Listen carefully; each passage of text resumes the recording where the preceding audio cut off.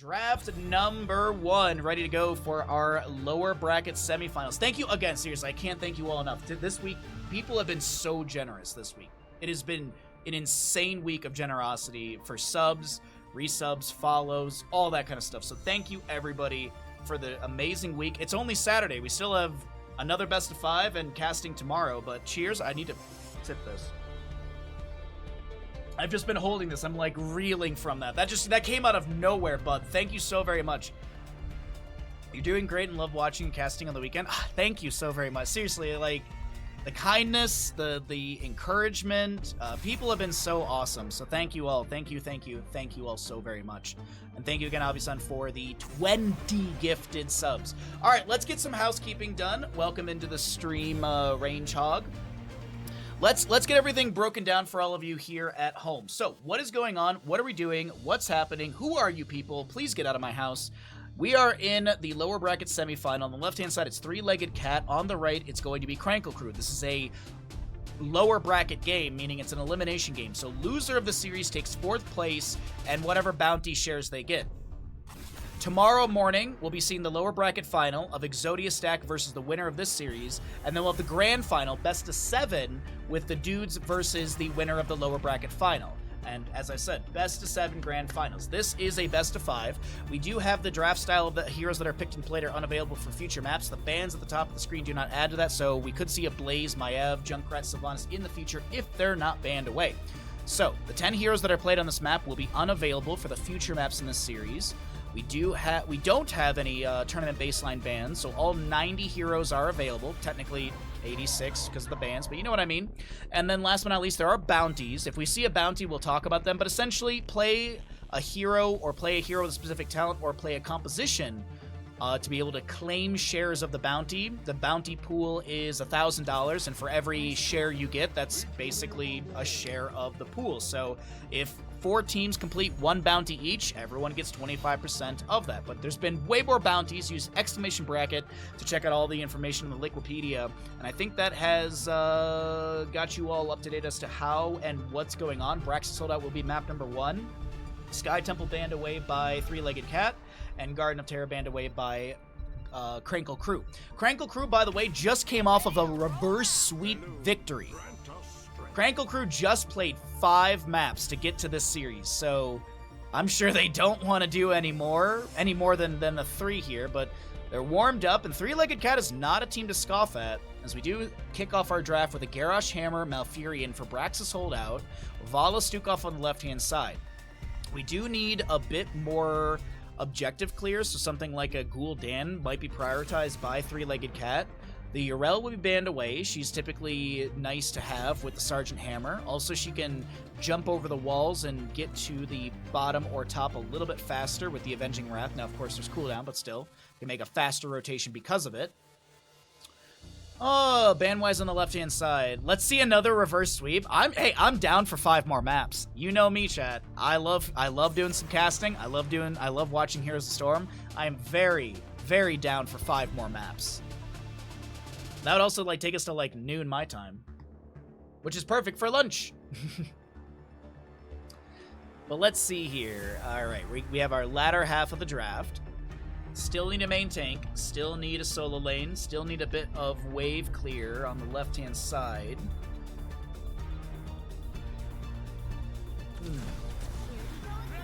Okay, so Chromie will be grabbed with the Muradin.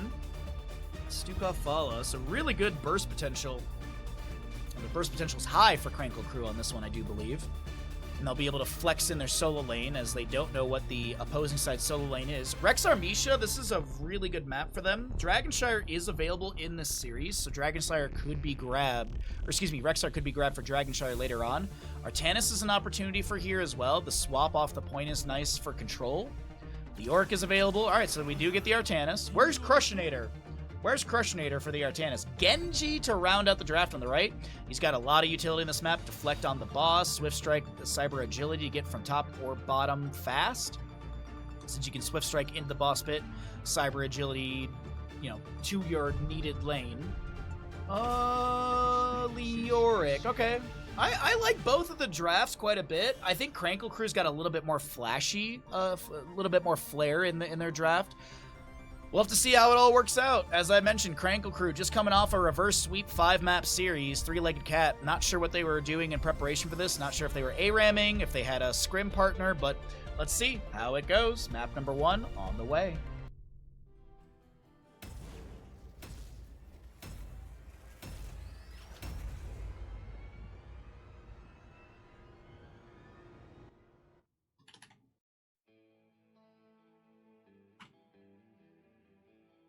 Okay, we'll let the stream catch up a little bit here.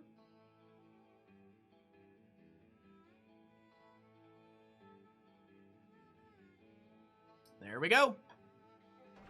Alrighty, here we are. Brax is sold out map number 1, best of 5 series, lower bracket, semifinals. Surdath is going to be playing your Lee York for 3-legged cat, High Wraith on the Muradin, Valar, Chromie, Drak, Vala, and Captain Rex with your Stukov. Right side of the map, we've seen them all morning. It's going to be Krankle Krew, Porky playing the Artanis. We got a Deviant Malfurion, Krankle Garrosh, Marl on your Genji, and Sven on the Sergeant Hammer. 5, 4, 3. Let's see. Let's get our little gamble reminder in chat. There you go. The battle begins. Indeed it does. So, Fetid Touch for our Stukov.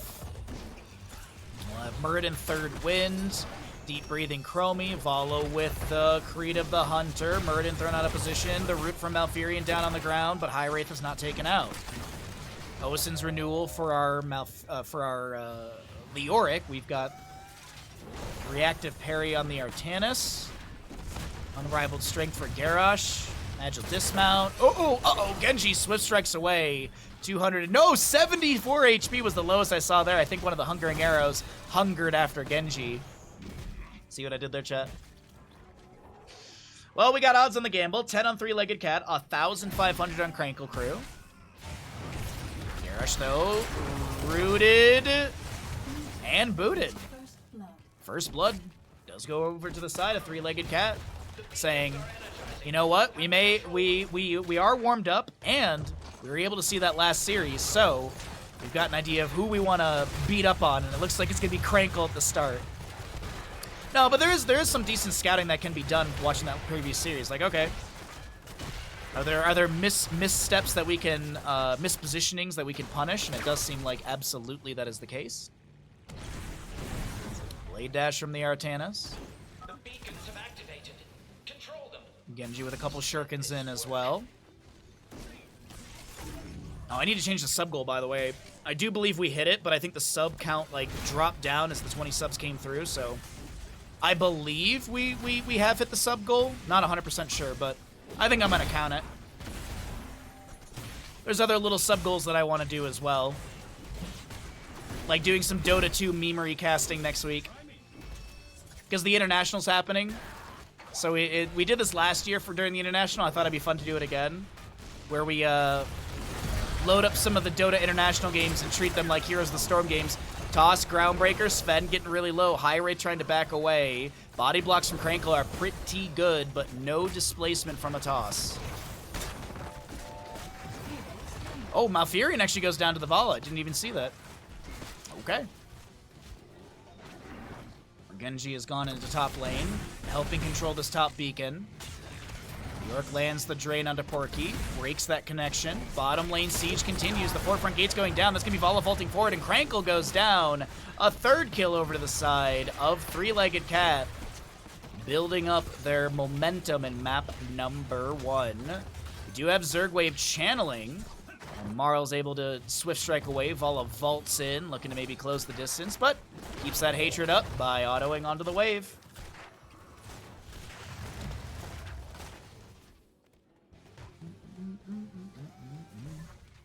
Porky low here, but Surdath is not going to stick around too long.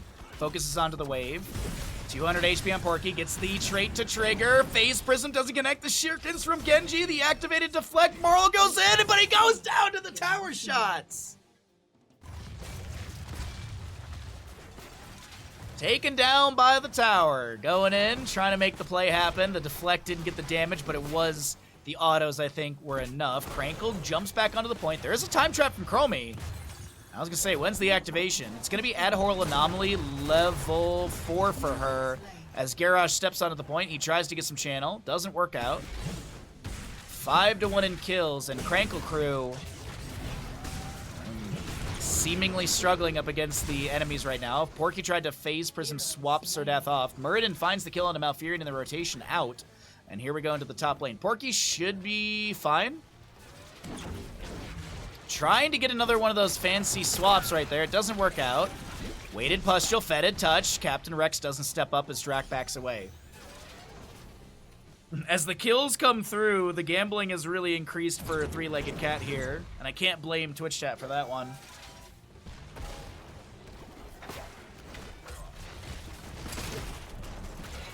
Indomitable activated. Garrosh trying to back away. Big burst from the Vala. High rate, toss out of position. Oh, that's a great swap this time from Artanis, but unfortunately he's going to swap right into the enemies, and he does go down. Vala cleaning up this fight. My golly. 5 minutes in, and we've had 9 kills in total. And the Zerg wave, 100% through bottom lane with the fort already gone. This is huge, actually. This is actually pretty deep. This is pretty monumental for the side of three-legged cat. They might be able to speedrun Brex's holdout. Granted, I am still seeing a lot of members in top. Vala clearing things out here. Looks like Leoric did not go into Neil Peasants level 4. He's going to go into the Ghastly Reach. It's like a 25% increase on your skeleton. Uh-oh. Marl literally just stands still like, I got no X-Strike, we got no Cleanse, I'm dead. I wonder if Malfurion actually had Cleanse off a cooldown. Does look like it, but I don't think it really matters, right? Because it wouldn't have cleansed away. Stun, roots, and slows. Yeah, it's just removing stun, roots, and slows. It's not a unstoppable or anything like that. So the Zerg wave in bottom does take down the keep. Oh, it doesn't even take down the keep front gate. Okay, Artanis is going to be discovered here in the rotation. Tries to go for the blade dash. Swaps onto Muradin. Marl's here. Krankle as well. Activates Indomitable. Throws Captain Rex out of position. There's a root from Malfurion. Swift Strike from Genji gets the reset. Takes down that Stukov. Vala with her 100+ stack. Time stop from Chromie. Serdath low, and that's a double kill for Krankle Krew, starting to rally in the mid to late in the mid game here. Sorry, apologies, a little NA lag. Looks like my ping has jumped up for a moment there. Hell yeah! Hell yeah!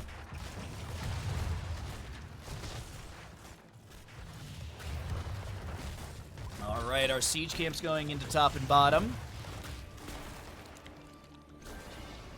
Hell yeah! Hell yeah, Firebat. Or Hellbat, actually. I always flip those two. I don't know why.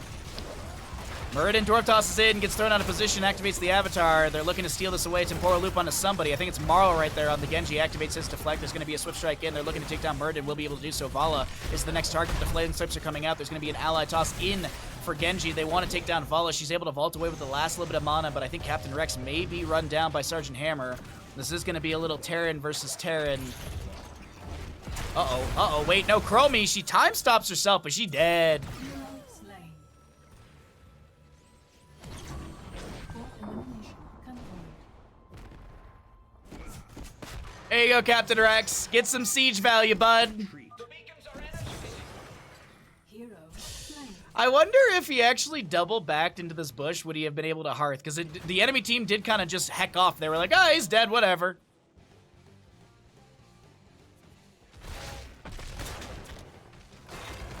Alrighty, so Vala did not die, correct? Yeah, Vala still got full Kree to the Hunter.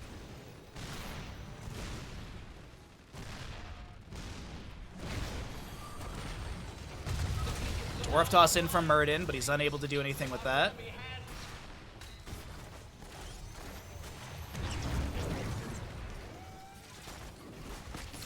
Our second objective phase is here. High Ray thrown out of position again. Nice Stormbolt to answer. Avatar's there. Suppression Pulse from the Muradin, or from the Artanis. Time stop from Chromie. Lead dash from the Artanis coming through. The Orc goes to top lane to get the counter channel extract from the Genji, trying to take down High Rate. The Flailing Slips from Stukov are coming through, and High Rate is able to get out, but Captain Rex thrown into the depths of the enemy team will be taken down, and High Rate is able to hearth out. Did have third wind. level 1, but just gonna hearth out for complete heals.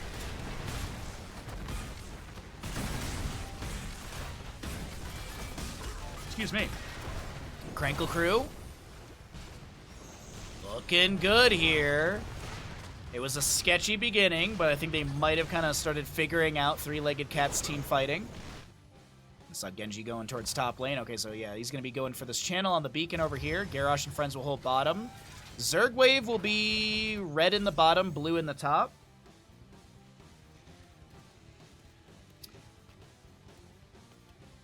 Can we just say that Brax's holdout is probably the best map music in Here's the Storm? Can we honestly just say that?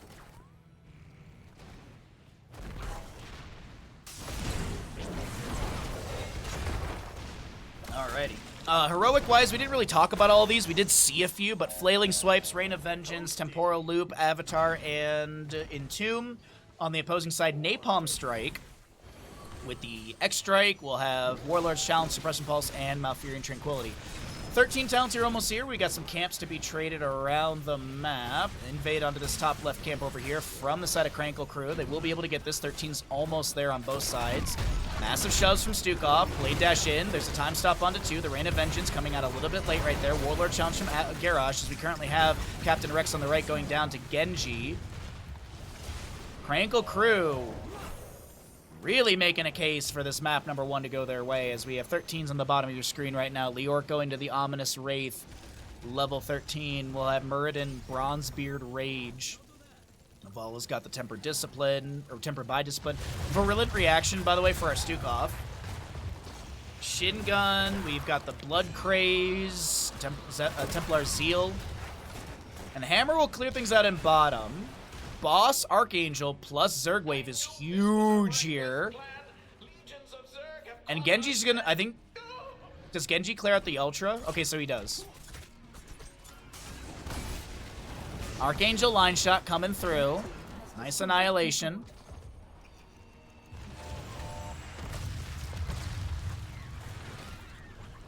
Time trap on the bottom left of this keep front gate. No activation while Artanis was there. Genji cleared out top. The camp is still pushing over here. It's one Raven plus a Cyclone.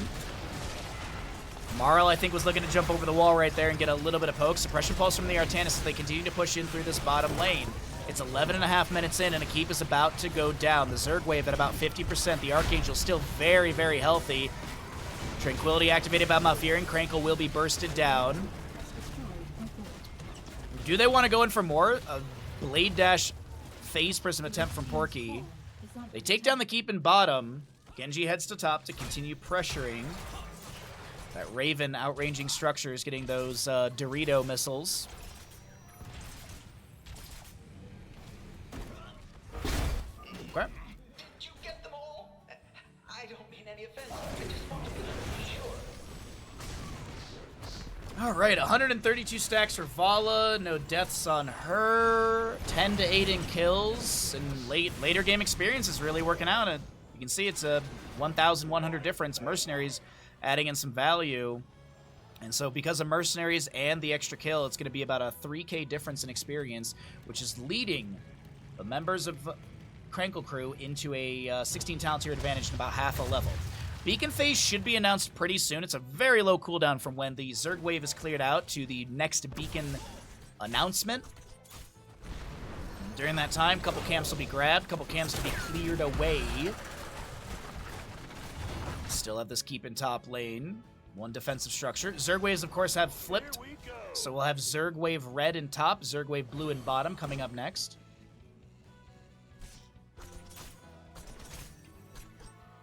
All right, 16. Oh, wait, hold on. With 16 talents here, they're looking to invade deep over here.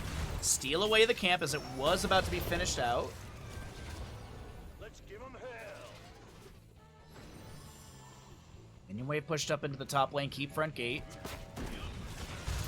All right.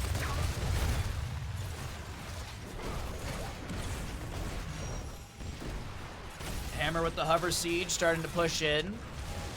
Also does have that executioner level. Oh, that's a good entomb onto Garrosh, the temporal loop as well.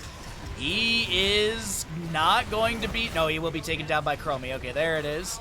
Zerg beacons are activating. Blade dash from Perky. Swaps onto Leoric, trying to get away. You love to see the retreat ping right there. Slain. You love to see it. Hey, teammate, you're kind of deep into the enemy team right now. You should probably retreat. Oh, mace from Surdath and a bit of revenge for earlier.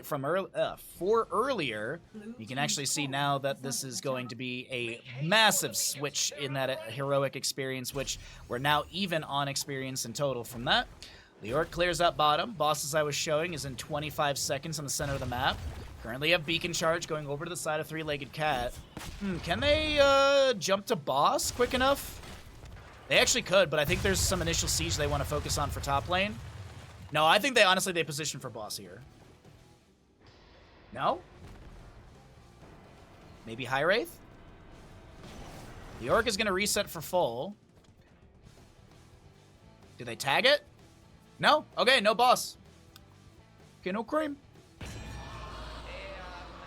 smaller batch of Zerg is headed our way. All right, do three-legged cat have this in the bag? With the Zerg push through bottom lane. Keep is exposed. Top lane, Genji pushing things up. There's only one Ultralisk, but there's a Cyclone, a Catapult right behind that. Murden checking the bush with a Stormbolt. Nicely done. A Blade Dash, I think, to get some vision. Maybe looking for a swap attempt. None to be found. Chromie throws down some sand. Siege Tactics activated by Sven, or the Neo still plating. Genji Swift Strikes to safety. Blade Dash again from the Artanis. Surdath taking a couple keep shots. You do see Leoric Wraith walking forward. Entomb is available. Actually, all heroics are available. 2 stacks of Raid of Vengeance. Swap from the Artanis. There's going to be a Suppression Pulse as well. Stukov's the first one to go down. Temporal Loop onto somebody in all of this. We currently have a huge Entomb from Leoric. High Wraith gets inside, or gets the activation of his avatar. Artanis and Garage do go down. Genji to fall as well. I think this is going to be three-legged cat. Able to take map number 1, but I do got to point out Krankle Krew with a really good rally in the mid-game. And it seemed like they were going to take this map number 1, but in the end, it is a victory to the side of three-legged cat.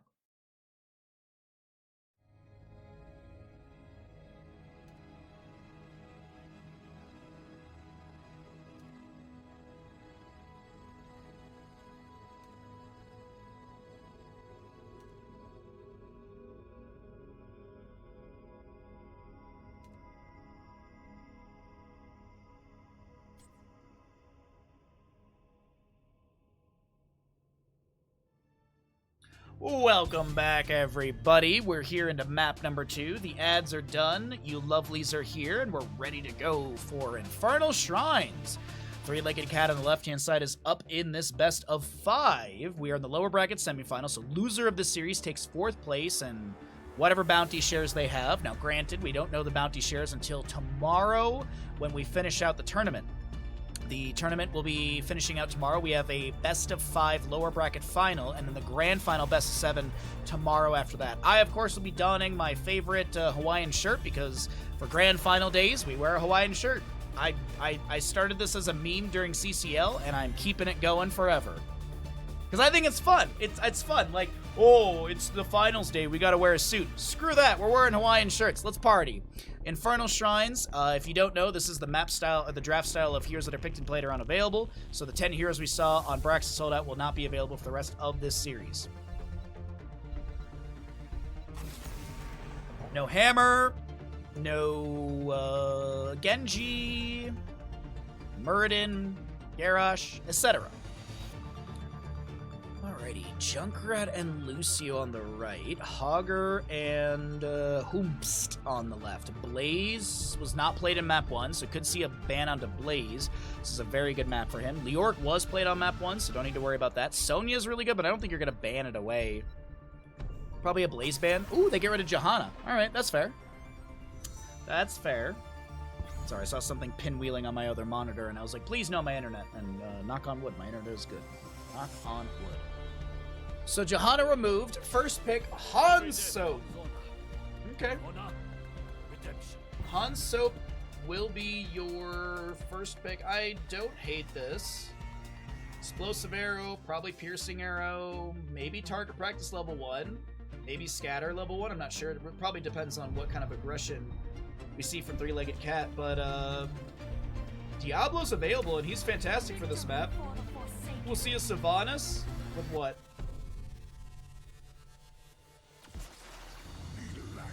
Sylvanas Blaze for the side of Three-Legged Cat. I love the Sylvanas pick. Oh, by the way, did anyone see the new Beetlejuice movie? I've been seeing a couple friends have gone and seen it, but I haven't heard their opinion on it, so I love the original, man. The original, man, absolutely blows my mind. Such a good time. Also, goddamn Michael Keaton. And it always throws me off that Alec Baldwin is so young in that movie. It always throws me off.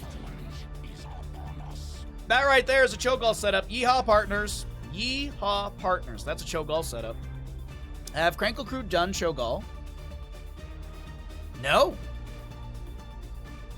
They have not.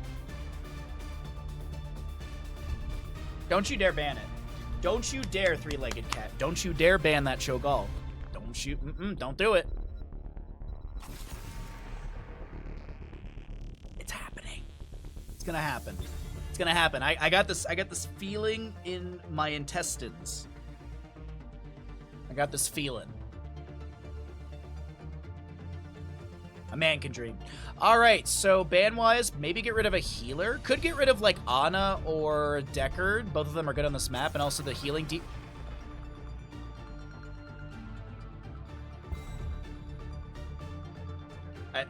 I have one button that sums up my entire opinion of this.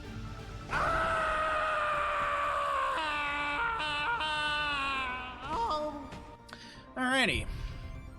That's not fun. Anyway, Sylvanas Blaze. I still think you could go into like a Deckard Cain or an Ana, be able to get the healing reduction onto Rhaegar with the Herodric Cube Emerald level 4 or level 7, because it's a 75% healing reduction for like what, 4 seconds? It's really long. A new Brack will be grabbed here as well. Do like that quite a bit.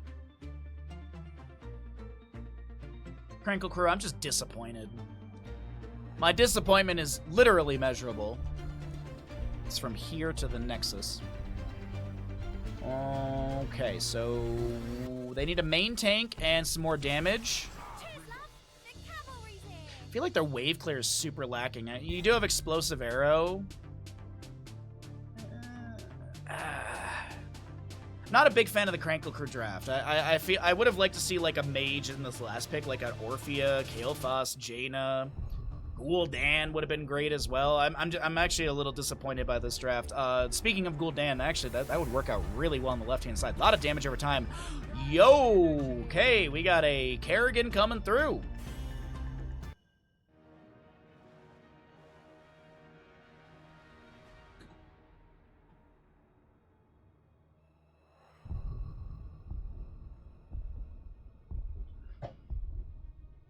Cho'Ban.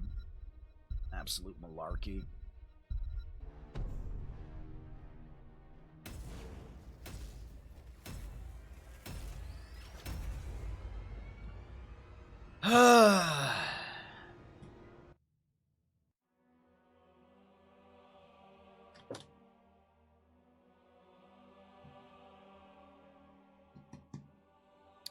Alrighty, Twitch predictions up and available. Who is going to take this map number 2? Are we going to be ending Infernal Shrines with a 1-1 score, or is this going to be Three-Legged Cat with the advantage in the series?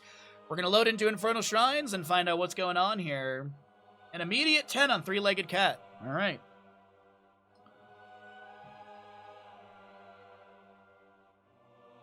Hello, load bar? Who's stuck? There we go. Might have been me.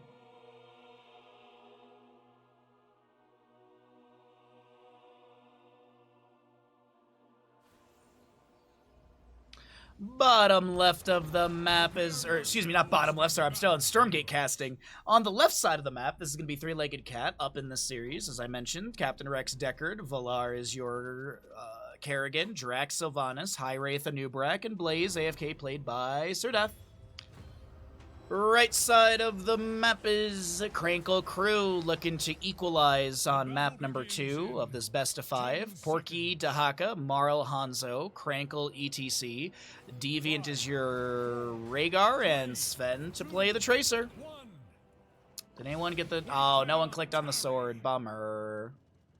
Sapphire, Deckard, Kane, etc. with the block party. We've got the Might of the Banshee Queen for Sylvanas, Fury of the Swarm on our Kerrigan, Nerubian Armor for a Nubarak, and Adrenaline Stim for Blaze. On the opposing side, as I mentioned, that block party, we got the Totem upgrade, Tissue Regeneration for the Dahaka, Parting Gift Tracer, and a Q build Hanzo with target practice.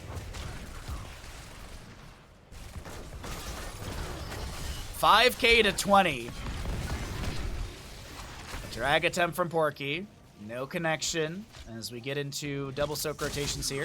First Punisher will be Mortar in the bottom lane. Kerrigan lands the Impale. Natural agility away from Marl. No burrow charge from High Rate to connect. Marl avoids that Scroll of Sealing as Nubarak does go down. First Blood over to the side of Krankle Krew. See how Infernal Shrines goes here. Clear out the wave. They're going to get the camp. 1 minute spawns for our standard camps. 5 minutes for bosses, but no boss for this map. Objective phase will be announced here in about 2 minutes. A little less than that. So while the team is grabbing camp for bottom, looks like Tracer will soak mid. Dahaka will be up in top still. Not going to do any double soak duties. Krankle steps up. It finds the Deckard Cain. Power slides away. Sapphire slow. Kerrigan with the combination. Good purge from Deviant. I wonder if we're going to see the Purification level 7. Dahaka brush talks in. He's going to look for something, but there's no drag to be found. Unless the Nubarak steps up. Unless a Nubarak steps into the enemy team. A second kill over to the side of Krankle Krew. Oh, maybe that sways some of your gambles. We got 5k on Three-Legged Cat and 430 for our right side squad as we do have Black Arrows activated by Sylvanas in top lane. With the help of Blaze, they're going to push onto this fort front gate. But Dahaka, Tracer, they're rotating up, and this disengage is well-timed.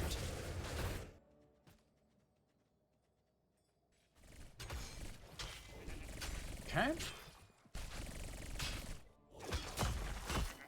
So we got Sharpened Blades for Kerrigan, Unstable Poison for Sylvanas, Minions, Mercenaries, and Summons. Hanzo's still working through his level 1 stacks. Let's actually take a look here really quickly and see what he's got going on. Needs to hit Sylvanas once to be able to get the 30% range increase. And as well as Deckard Cain. Actually, I missed that. I was like, wait a minute, 3 out of 5. Who am I missing?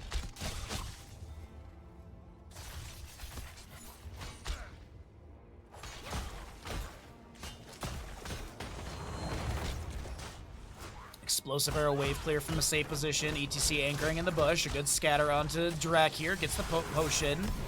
Cleanse from Rhaegar. Allowing Marl to back away. Kerrigan with another combination doesn't land it. Dahaka brush ducks in. Looking for a drag onto a target. No drag utilized right now. Kerrigan does go down. The power slide is good. As the objective phase has been started. Drag from Dahaka into a Nubarak. Nicely done. Hanzo's got the auto.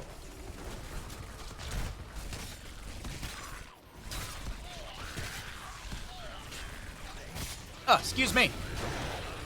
Managed to get the mute in time. Alrighty. So, objective phase looking pretty good for Krankle Krew. 4 kills to 0. Experience is starting to rapidly rise on the right-hand side.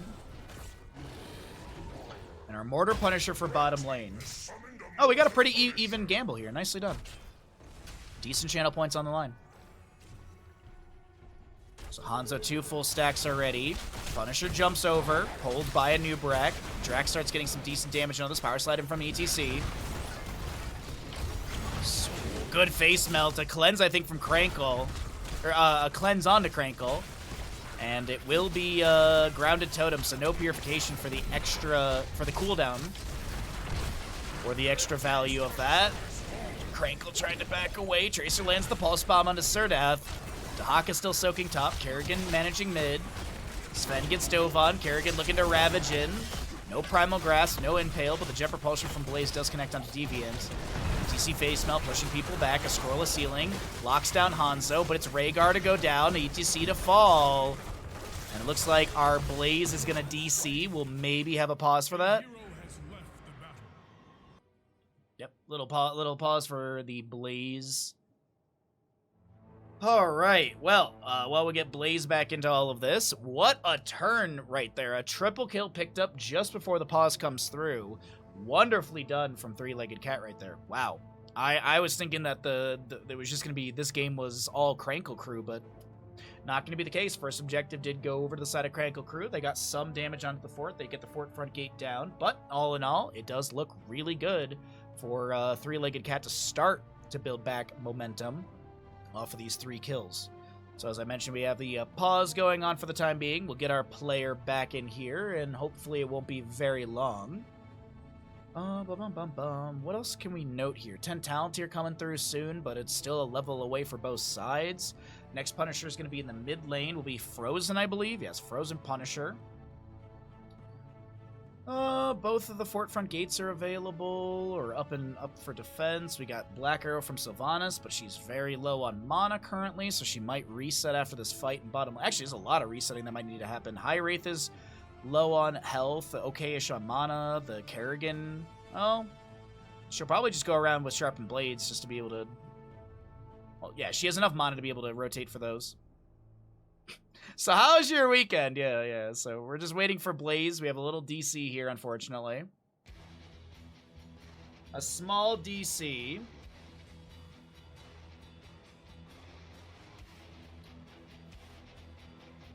And we'll get our player back into the mix right now.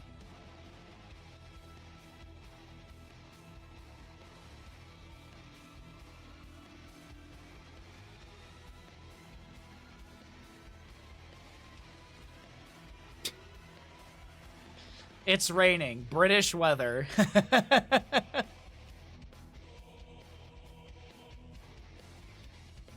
Spain is too hot for my taste. Spain? How warm is it in Spain?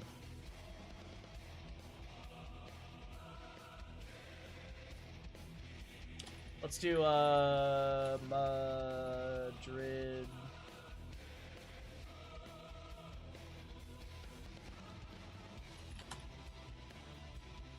It's 78 Fahrenheit or 26 Celsius in Spain. That's wonderful.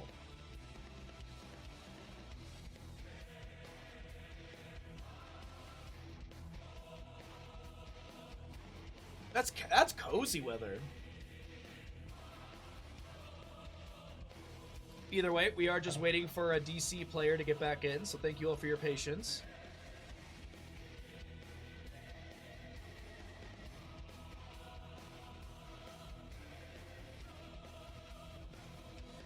Apparently we're talking about Belgium all of a sudden. Belgium roads. Are they good or bad? Smile. Are the roads good or bad in Belgium? Just a smile. Perfect. Perfect answer. Very wonderful answer. Alrighty. Where's our Blaze? I want to get this Blaze back in here so we can, I think our Blaze is recalling IRL. Ooh, wait, is that good?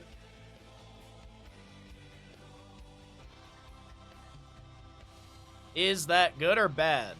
Oh, looks like there are. Looks like we're ready.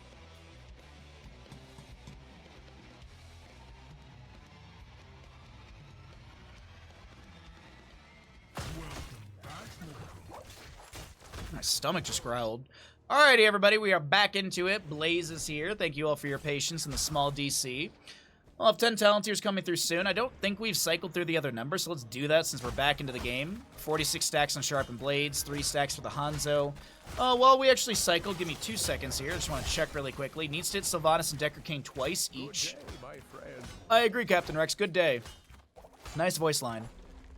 Dahaka brush talking down into bottom lane. Blaze is heading over towards top. Drac is low. And Sylvanas, I think she threw a Haunting Wave, but might have gotten stunned or bursted down before the activation or something. I thought I heard the Haunting Wave go out. But that will push into 10s. Mosh Pit, Ancestor Healing. We'll see Isolation, Pulse Bomb, Sticky Bomb upgrade, and the Dragon's Arrow.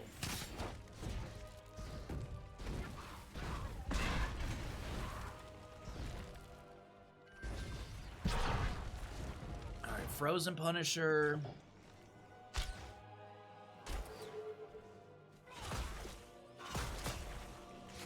Kerrigan's still working on those minions. Dahaka slowed by the Oil Slick in top lane. I lost my in-game timer, but my mental timer for this, but I think our objective phase should be announced pretty soon here. Power Slide, Pulse Bomb, Blaze with a heckload of damage, forced to summon the bunker. Surdat trying to get out of here, gets the Jet Propulsion, Krankle Krew trying to run him down. 400 HP Tracer, the Oil Slick to create some space, and that's just enough for Blaze to get over to the well. Scatter gets the delay on a Hearth, but hey, Blaze lives, no kill, nicely done. Krankle power sliding through that Anubarak really quickly. The Haka stepping up. I think he's just threatening. Didn't actually go for any sort of drag. Does have the drag cooldown level 7 with the Feeding Frenzy. But heroic-wise, Stay While and Listen, Ultralisk, Wailing Arrow, Cocoon, and Blaze Bunker. There's a Cocoon under Rhaegar on the right-hand side. Krankle being body block, Kerrigan ravages in. Stay a while and listen, onto 2 is huge! That's gonna be an Impale! With the Primal Grasp, a Jet Propulsion, Porky! And you got pulled Porky here in mid lane. Nice healing reduction from Decker Kane with the Emerald as well. And this is gonna be rapid damage through mid. The Ultralisk will be cleared away. Blaze starts out the objective while the team locks down the tower with Black Arrows. Kerrigan heads down to bottom lane. She needs 3 stacks on her level 4. Man, oh man, really well done right there.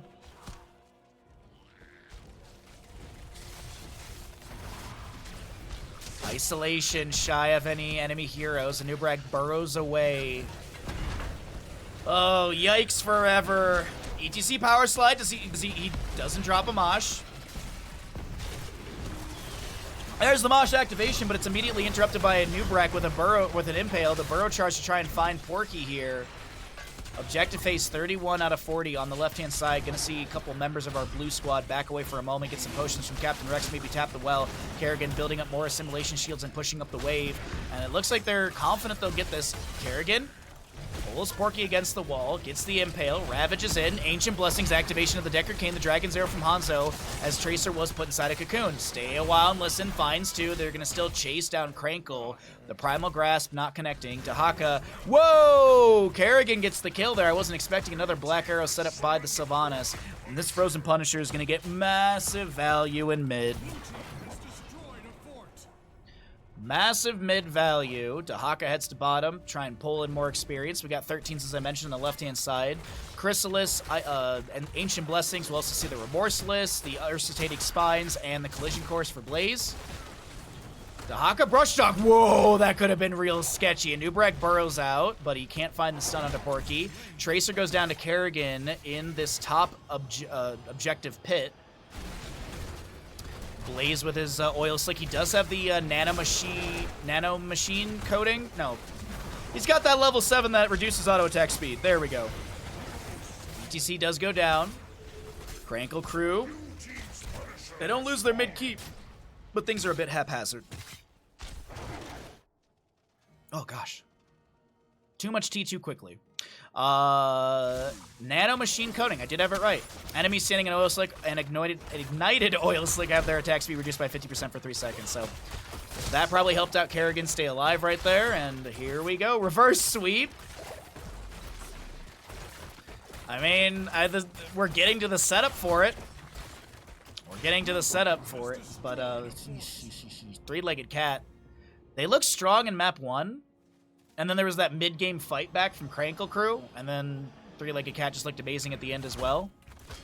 So maybe Krankle Krew can rally. They got so... Like, Krankle Krew needs, like, one really, really good team fight, and then maybe they can run through bottom lane fort and get the keep front gate, but realistically, I'd say get one good team fight and start taking down these forts right now. Blaze pushes a wave into top lane fort over here. Dahaka will rotate up. This wave is going to get some damage onto this. A little twin flame to tickle the structure right there.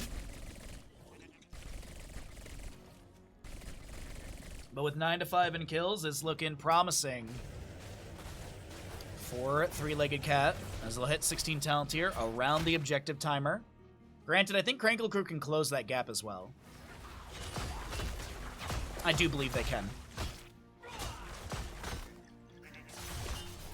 Little Impale to check the bush. Nubrak not finding anyone with that one.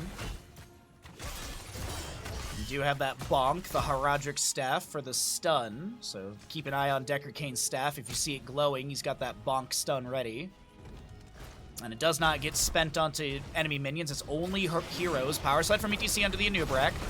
Face melt to push him back. The Dragon's Arrow onto Decker Kane. Stay while and listen is available. ETC drops a mosh, but it's immediately Wailing Arrowed away. Kerrigan jumps in with the Primal Grasp and the Ravage and all that good damage. ETC goes down before the Ancestor Healing can connect. It's 5 seconds to go on said Ancestor Healing. Dahaka on the left-hand side of our screen does go down. Next objective is going to be in bottom lane, but it seems like with the wave and top available, they could push onto the keep front gate. Gonna steal away the Fallen Shaman as well. Nubrak burrows in. That's Sylvanas Haunting Wave in. The Ancestor Healing does connect. And now this is an awkward spot for our Sylvanas. Big stay while and listen to create some space. No scatter to find the kill onto Drac, but oof, that Sylvanas got low. As Little John once said, Sylvanas got low. One of my favorite Little John and the East Side Boys songs.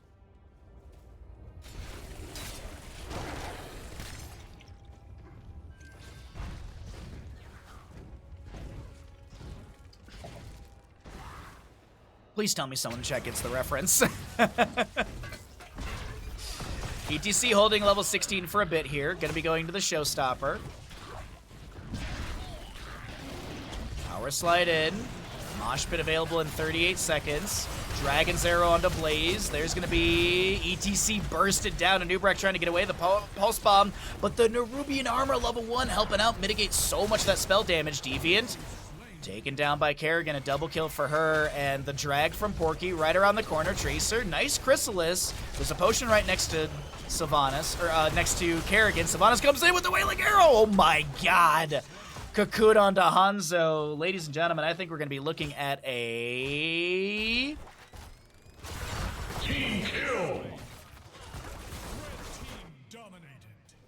Fallen Shaman for top, but I don't think they care too much. They're going to sidewall, and I think this is the call to go core. They're already working on keep with the Black Arrow from Sylvanas. Blaze is going to tap well really quickly, get full mana, and yeah, this is looking like some good old siege. Ancient Blessings activated by Decker Kane. ETC has respawned. Rhaegar up in 1 second. Pre-taps the well. Burned a low cooldown, so that way he had mana spent, so he could tap well. You can't tap if you're on full everything, so to waste an ability to get that. Unfortunately, the pre-tap of the well, I don't think it really worked out. It's going to time out pretty soon here. So ETC, yeah, he kind of wastes that. There's no healing over time still on him.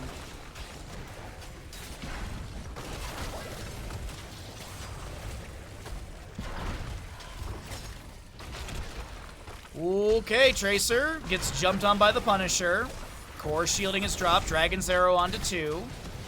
Cocoon onto Hanzo. Porky gets the Ancestral. There's going to be an Ancient Blessings. ETC does go down. Porky trying to still find value. Big stay while unlisted, but this is just to create some space for the Punisher to take down the core. And ladies and gentlemen, this is map number 2 over the side of Three-Legged Cat. They want to shut down Krankle Krew. But Krankle Krew, they've been in this position before. Can they rally and return a game in map 3? Let's find out. What's up, John? Okay. Okay, indeed.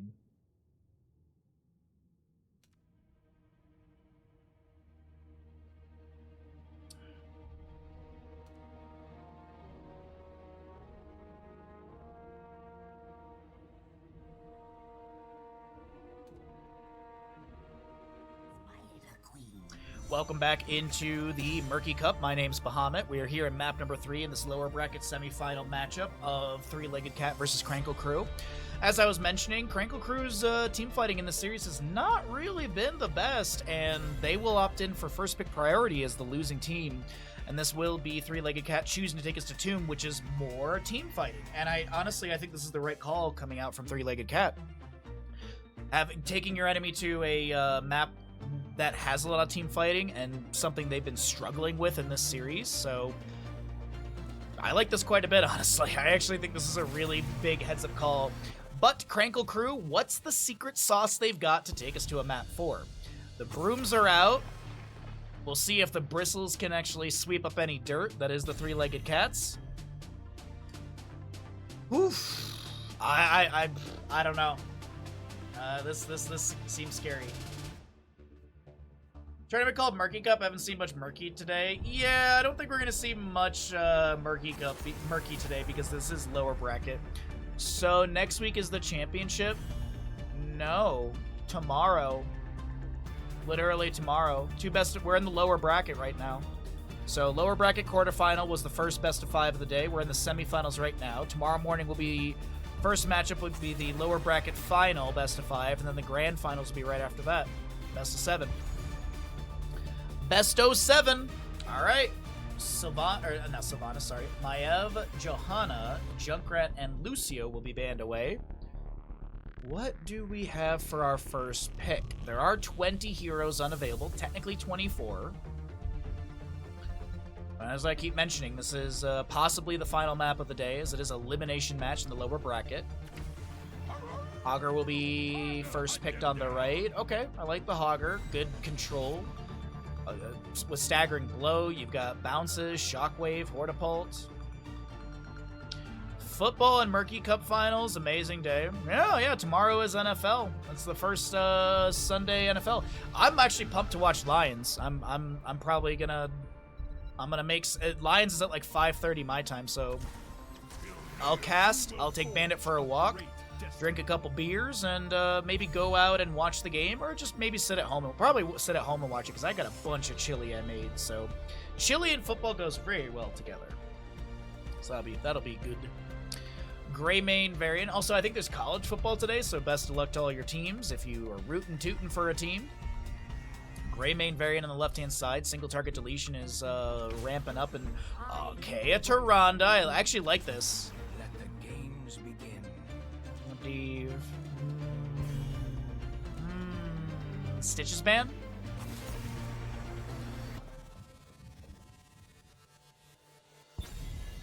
Oh, are there a few other Lions fans in chat?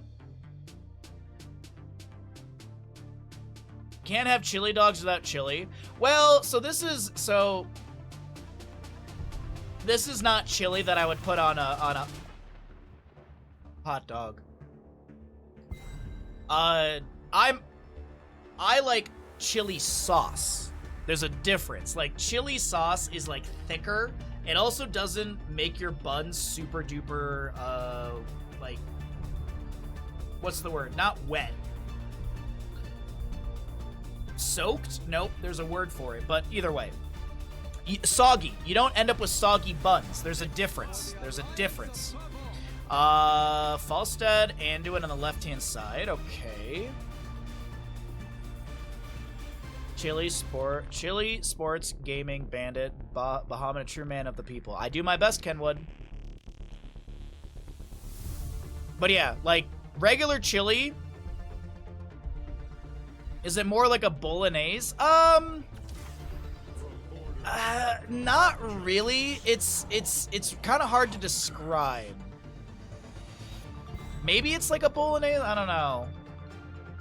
Soggy bun. Yeah, I don't want a soggy bun. Yeah, let me. I know we're looking at Tassadar and stuff. Coney Island chili dogs. National. So like, this is like a good example of it. Oh, here's a good example of it. So this right here, see how it's like thick? So I guess maybe like a bolognese, but it's a lot thicker. It's not like chili, it's like a chili sauce. So it's yeah. Oh, there you go. That's a good example right there. That's another good example. Anyways, chili dogs aside, let's get into the game. I'm sorry, I'm so distracted today. I apologize. Let's get into the cast.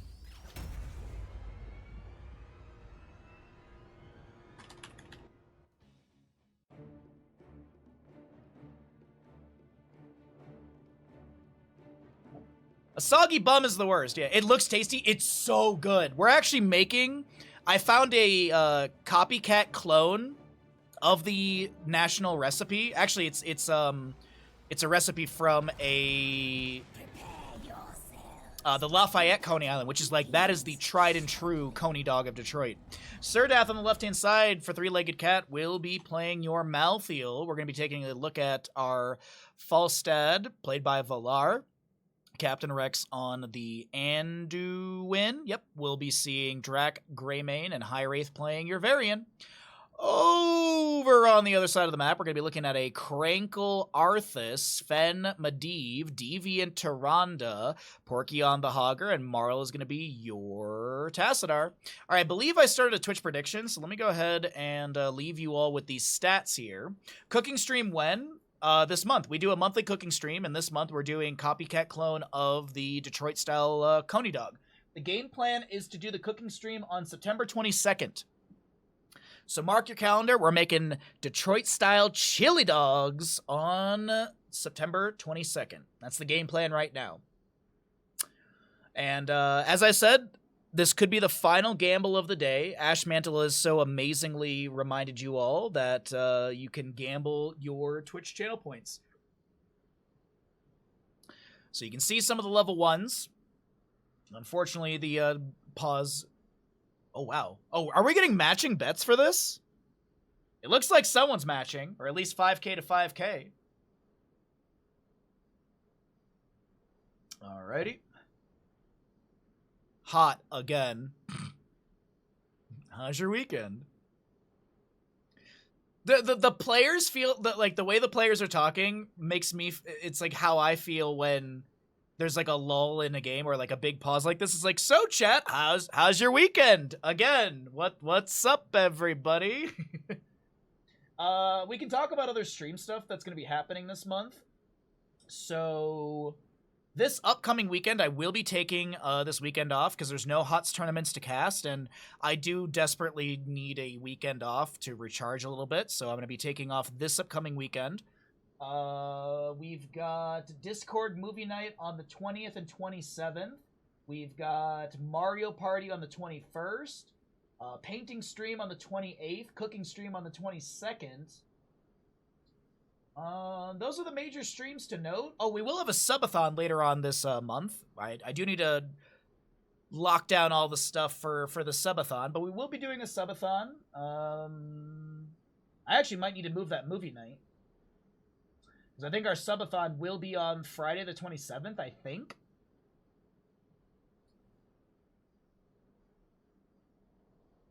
Bandit is 10 years old, living a healthy lifestyle, does not look a day over 5. I would agree with you on that. Financial stress, but trying to think of more positive things. Ninja, I'm right there with you on that, bud. I get you on that. It's like, yeah, finances are tight, but you know what? There's chili dogs. Oh, you've been working on a game you're developing. Nice, nice. Is it a roguelike RTS, MOBA, MMO, first-person shooter, battle royale? Just a bunch of pop words. But yeah, I just had a vet visit with Bandit, speaking of finances, and nice casual $400, but knock on wood, he's in good health. I haven't gotten a call back from the vet about the fatty thing on his belly that they did a sample of, and I'm assuming no news, good news, because if it was bad, they probably would have called me to tell me that, and if it was good, they would have forgotten, because there's nothing to really talk about. So, yeah. I'm assuming it's all okay. I'm going to call the vet on Monday. Are they open on the weekends? I forget. Hold on. Vet hospital. They are closed on the weekends. That's right. Yep. Okay, I am back. Wonderful back.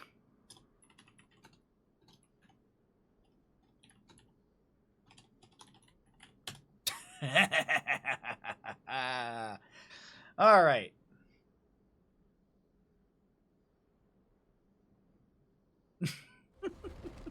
Sorry, chat.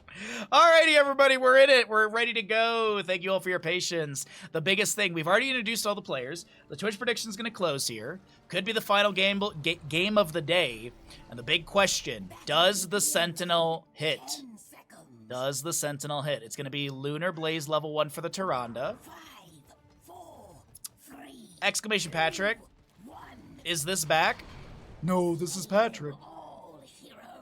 Sentinel? Oh, first Sentinel missed! GG's, we're going to a map number 4. GG's, we're going to a map number 4. Sentinel misses. Guaranteed. Oh, wait, no. No, I have it backwards. Krankle Crew's gonna lose. No! I have it backwards, my bad. The Sentinel didn't hit, so yikes forever.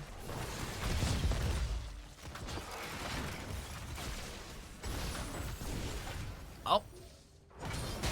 Time to sit back and just watch the game, I guess. There's no point in doing commentary. It's a guaranteed loss. Medivh is gonna have 4 stacks on his baseline Arcane Rift. We've got Varian with his Lion's Maw level 1.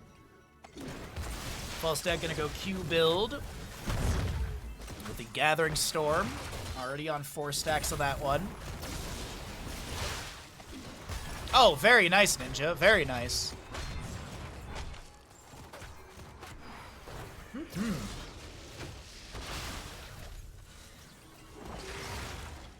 Well, Howling Blast thrown out. Frost Presence level 1 for our Arthas, stepping up to get some of those gems. Alright, Porky finishes out this camp. Malthea working on the left, gets a little healing well. Oh, light well, excuse me. From the Anduin. How many procs is that? 15.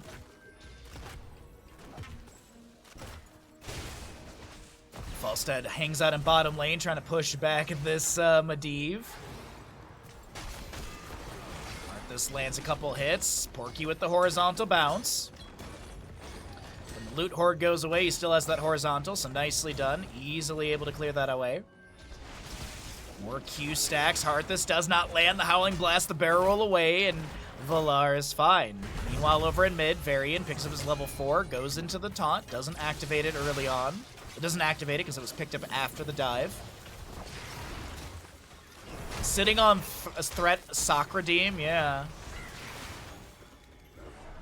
Which rarely anyone actually redeems. I mean, I always say this, the best redemption time for the sock is the cooking streams, because that's probably when you're going to see it the most. That or Baharas. Those are probably the 2 best streams for that to be utilized. If we ever do the hot tub stream, I need to make sure I turn off that redemption so someone doesn't redeem it while I'm sitting in a hot tub. Taunt on to this Medivh, but he's not going to be bursted down. Sets up the portal, able to back away. Raven Familiar level 4. As you'll hear those caws of the Ravens.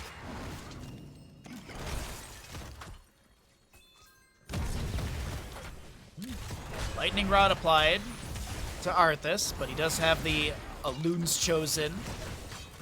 So you activate to mark Tyrande, to make Tyrande's basic attack heal a target allied hero for 175% of the damage dealt. Last 8 seconds.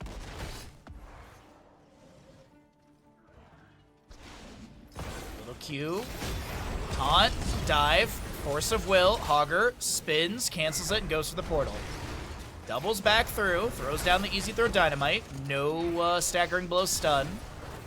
Both teams nearing a turn-in. 43 gems on both sides. No kills yet, but maybe something found in mid lane here. We do have Krankle throwing down the Howling Blast protection onto this Arthas, as High Wraith is getting a little bit low, but it doesn't seem like Varian will be taken down.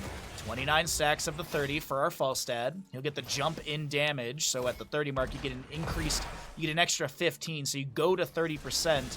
Once you hit that, and there you go, the 30% will be achieved. 31 stacks for our Falstad, as you can overstack on that. Howling Blast from the Arthas does connect onto Malthea. A Chastise from the Anduin thrown back. He does have 1 stack of Piercing Light, as Medivh sets up the portal for the quick rotation into mid.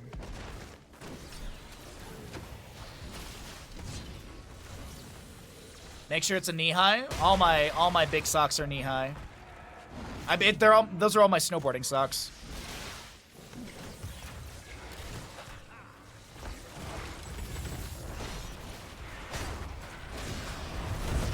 Got a little rhyming. Thank you, Lilac Mind, on that one.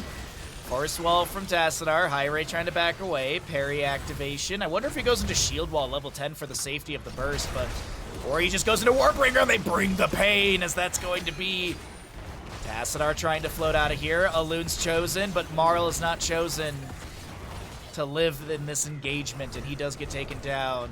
Portal set up by Medivh. Sven on 34 stacks, make it 36. They dive onto Hogger and burst him down. 2 early game kills, make it a triple kill early on. Taunt from Varian. They get the Arthas as well. Medivh might be able to get the last bit of stackage that he needs. No, Medivh! Oh, no, Medivh! Oh, Sven finishes the stacks just before he dies. Woo, hoo, hoo, hoo. And the gem economy shattered a little bit here on the right-hand side. Krankle Krew was matching. Three-legged cat's amount of gems, but with a few kills and no gems to be rounded up by some of those dead characters, or from the allies that survive, sorry. This will be our blue web weavers descending. They had like 57 out of the 50. Oh, they had a few turned in already, because it's looking, what's that, 23, 32, 35-ish gems, I think, in the pockets currently. More will, of course, be picked up here in a moment. Heroics on the left-hand side, last rites, Gust. We have the shield wall for Varian, so does go into it. Curse Bullet and Light Bomb. Let's cycle through the numbers at the bottom of our screen, as we did hear a Curse Bullet go out, but I don't think it got a connection onto anyone. I don't see any chunked health bars. Charge, taunt, Krankle's the target. Light Bomb to follow up. Last rites, goodbye, Krankle.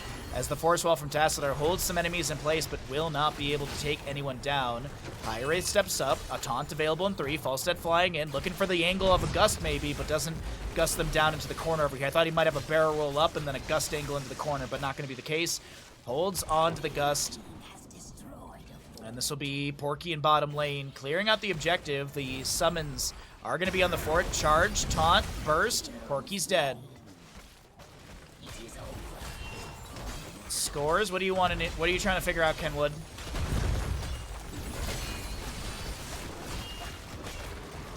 Syndra is summoned by the Arthas. We do have Archon, Starfall, Shockwave, and Leyline Seal. Gus from Falstead.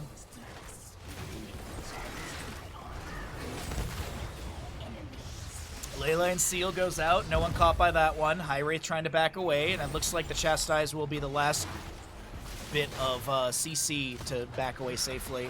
There was a Howling Blast stack pickup, 13 currently. At the 10 mark, you do get the blast range increase. When you finish this out, you get the route along the path. And it looks like our Red Web Weavers will descend over to the right-hand side for Krankle Krew. Sentinel scouts out the Siege Giants being grabbed in bottom. Malthael does have that healing reduction, level 7, the Touch of Death. Activate to reduce the healing received by heroes affected by Reaper's Mark by 50% for 4 seconds. Oh, exclamation bracket is what you're looking for.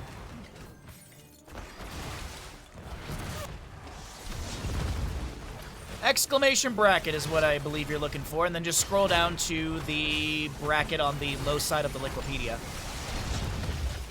Webweaver's pushing in, Malthael clearing out top, Falstead managing bottom, mid is probably the most healthy, but a portal jumps the enemy team up into the top lane. Varian charges onto the Tassadar, Archon down for the next 20 seconds, taunts available, taunts onto Krankle.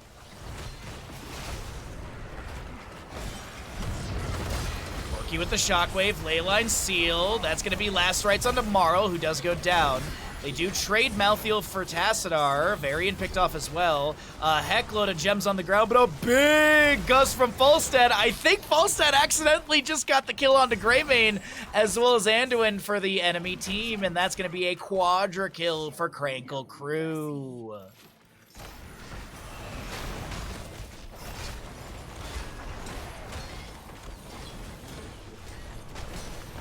Hot diggity dog. That was huge right there.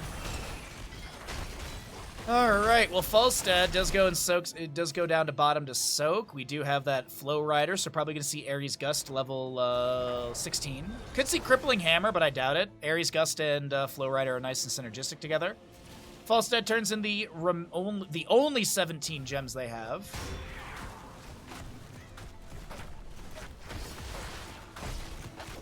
That was a really unfortunate gust from Falstad. That was a really unfortunate gust, I gotta be honest. I feel like Sindragosa was actually being summoned just as the gust was happening. The timing on it was just perfect for the side of Krankle Krew. But either way, about level 14 on both sides. Turn in availability as the boss does get cleared out on top. Curse Bullet on tomorrow. Tassadar, fine for the time being. Sentinel will connect onto Surdath, but no Sentinel upgrades. I'm going to be actually seeing the Ranger's Mark level 13. For Azeroth. Sure, Greymane. Chastise thrown out, no connection. Krankle Krew, they're looking a little bit more feisty in this map number 3. Can they keep the series alive is really the question we got to figure out right now.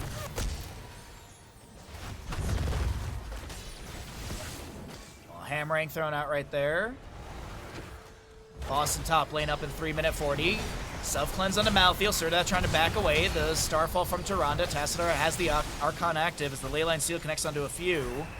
The portal set up by Medivh to back away. Sindragosa slows the Anduin. Throws back a Chastise. Howling Blast. There's going to be some good healing. We do have the Shatter level 13 for the Variant. Big Light Bomb onto 2. Last Rites as well will take down Krankle. Porky did not get stunned as he was in his Hog Wild.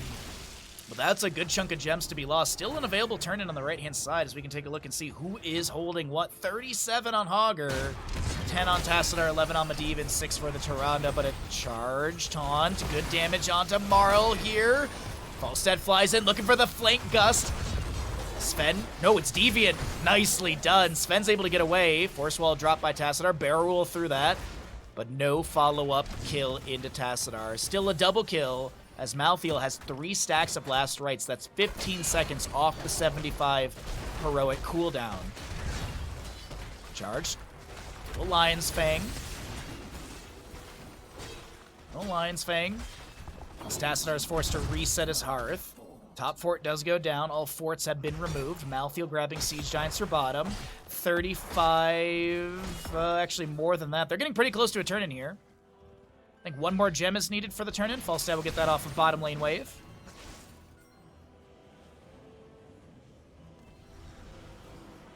Okay, blue Web Weavers to descend. 2 minutes on boss, so we'll see that a little past 14 minutes in-game time.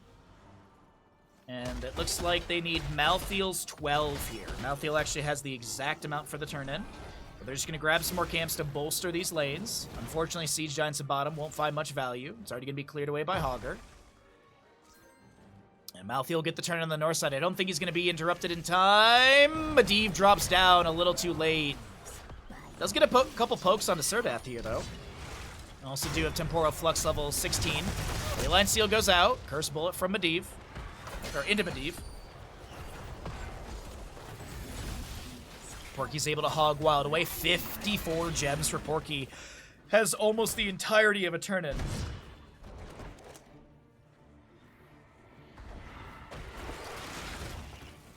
Blast thrown into the enemies. Charge, but no taunt from Varian onto Tassadar in front of the keep front gate. Malthael's pushed up the wave quite a bit at top. Holy crap. Falstad doing the same thing in bottom. 18 to 17 in our levels. 9 to 4 in kills. Only blast thrown back. Curse Bullet going out from Greymane. Uh-oh. Maybe a DC? Or maybe a pause? Oh, no, they're right back in it. Cool. Wonderful. No pause. Love to not see a pause. Good, good, good.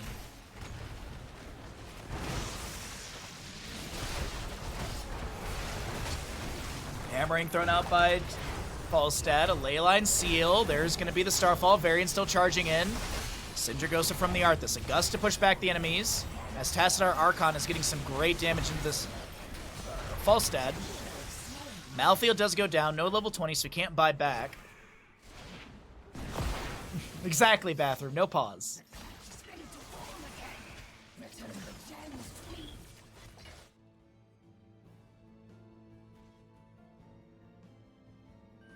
Sorry. Managed to get the mute again on that one. So we do have 109 gems. As I mentioned, I think Porky's got an entire turn in. 65 on the Hogger. It looks like Malthael will DC once again. Is it going to be an actual pause DC? Well, he's dead, so it doesn't matter for the next 25 seconds. It actually doesn't matter. They're actually back into it. Okay. Red web weavers, but the bottom lane wave has arrived. They're gonna confirm the keep. I don't think... Oh, no, actually they won't. Oh, that's a charge into Sven. They will take down the keep in bottom. Falstad clears out the mid lane wave. Boss in top lane plus Webweaver is very good, but we do have level 20s here, as it will be Wind Tunnel. No one can stop death, right? We'll see the Glory to the Alliance, Blunderbuss, as well as the Censure. Falstad barrel rolls away. He doesn't want to burn the Wind Tunnel here, and it looks like he won't have to. Malthael managing top. Mid lane Webweaver should... Oh, no, Tassadar Q confirms the fort. Hogger pushing up bottom. This should be a decent siege. The Tyrande Mount Bug, yeah.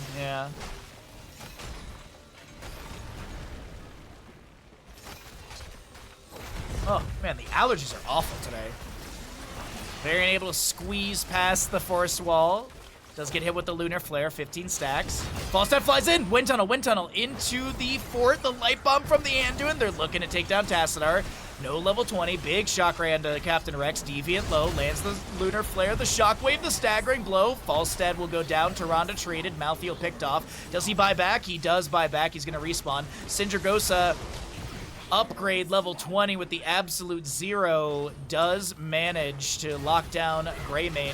Porky ends up on the wrong side of the keep front gate. Taunt from Varian. Force of Will. Is there a... Oh no, that's unfortunate. Twilight Archon was picked up. Sven, a little low on this Medivh. Will bird up immediately. Varian still stepping up. Malthael with decent damage. That will be a portal set up by Medivh, but they still can close the distance. Malthael dives in. Last Right's up in 7 seconds. Also did have that Reaper's Mark. You can see that reduced healing. Marl, ooh, that's a big shock ray. The Force of Will, the Leyline Seal with the Medivh cheats. Can Marl get out of this? It looks like Malthael's dead. And he's got an 80-second death timer. Yikes forever on that one. Yeah, the absolute zero, by the way. Sindragosa flies twice as far. Enemy heroes are rooted for 2.5 seconds and then slowed by 60% for 4. Whew, no control Hogger. We'll see Twilight Archon as well as the Shooting Star and the Medivh cheat.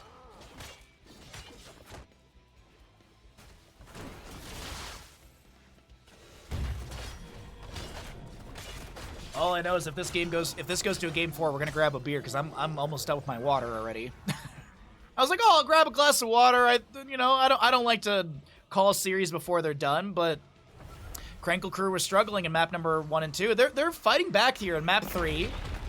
Shockwave misses from Porky. We'll blame the ping. Howling Blast avoided by a barrel roll. Sven unable to follow anything up. 5 dragon team would have been cool. Yeah, like what? Chromie, Alexstrasza, Sindragosa, Deathwing, and what? Right? Chromie, Alexstrasza, Deathwing, Sindragosa as a hero. And who am I missing? Who's another dragon? Would we have needed a 5th dragon? Deathwing, Chromie, Alexstrasza, Sindragosa would be one. Who am I missing? Was that a Little Misfortune reference? Which? Yikes Forever? Yes. Yikes Forever is very much a Little Misfortune reference, because that game is adorable. So... oh, Brightwing! Yeah, Brightwing. Yeah, Fairy Dragon. You're right. Yeah. Thank you. I was like, I know that there has to be one more I'm missing. I know it. Sindragosa summoned. There's the root. There's the shutdown. Wraith is not going to be going down. That's going to be a light bomb that's delayed by a Leyline Seal. Porky, don't step into the light bomb! Malthael. Okay, they're going to guarantee bottom lane keep. Yo, I think we're heading into a map 4, chat. I mean, Fairy Dragon. It's in the name. I'll take it. I mean, Chromie's technically not a dragon, you know? She's the aspect of a dragon in this game. So, I mean, you know, we'll bend the rules a little bit. I mean, Alexstrasza has a Dragon Queen form, but she's not perma-dragon, so... Either way, though. Either way. Bottom lane keep has gone down. Top lane keep will fall as well. Huge minion wave. Oh, there... Tassadar? Archon? Stepping up towards core. Gets a couple shots onto the shielding. Hanzo Dragon. Lily Water Dragon, of course. So what I'm hearing is, essentially, we can build a team full of dragons. It's just you have to use abilities. And Deathwing.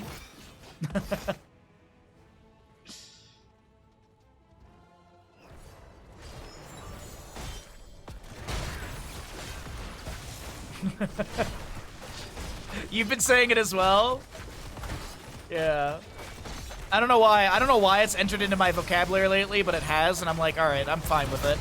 Leyline Seal to try and steal away the boss, but they don't. The Wind Tunnel from Falstad, the portal is awkward. They're gonna dive onto Medivh, the 40% healing reduction from the Mortal Wound level 13 Varian.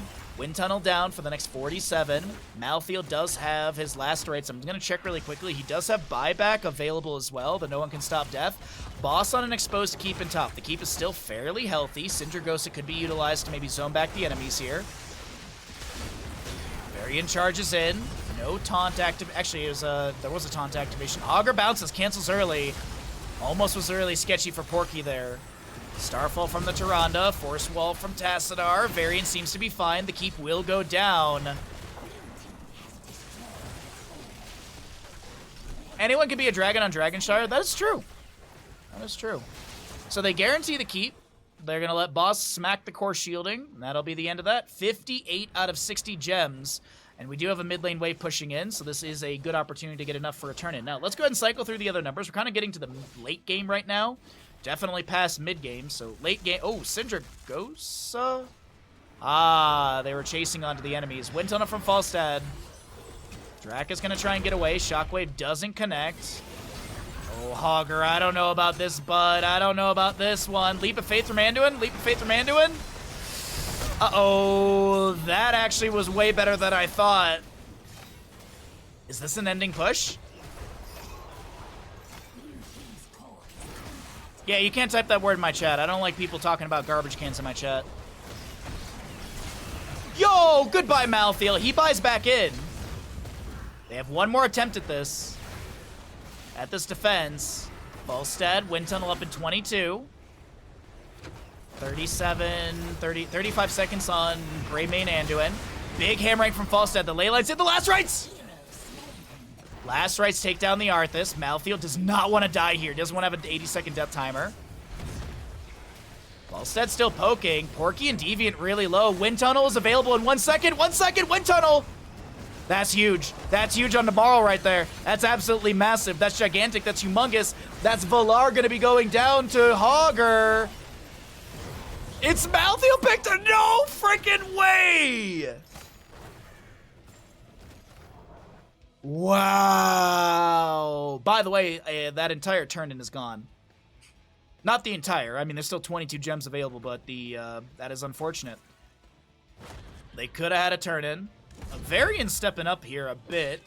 A little worried about that, but I think there was the anticipation the enemy was going to hearth out completely.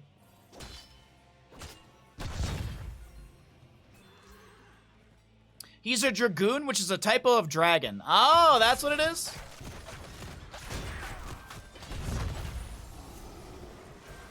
Oh, exactly, Desert Jester, absolutely. You can have 10 Dragon game if you stretch the rules a bit. Alex, Chromie, Deathwing, Brightwing, Lily, Hanzo, Genji, Phoenix, Arthas, and someone else. Diva skin. Yep, that makes sense, yeah, because Diva's got the Deathwing skin. I think those are fairly bendable rules.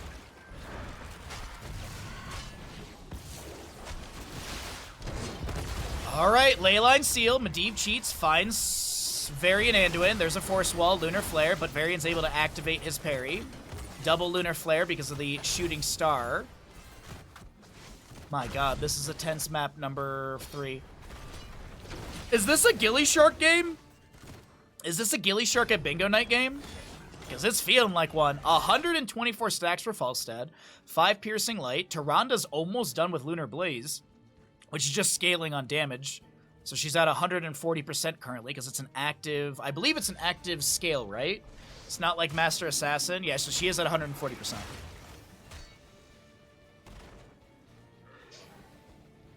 I wish they added another Archangel. I think Diablo characters and StarCraft characters, more so StarCraft characters I would have liked to see.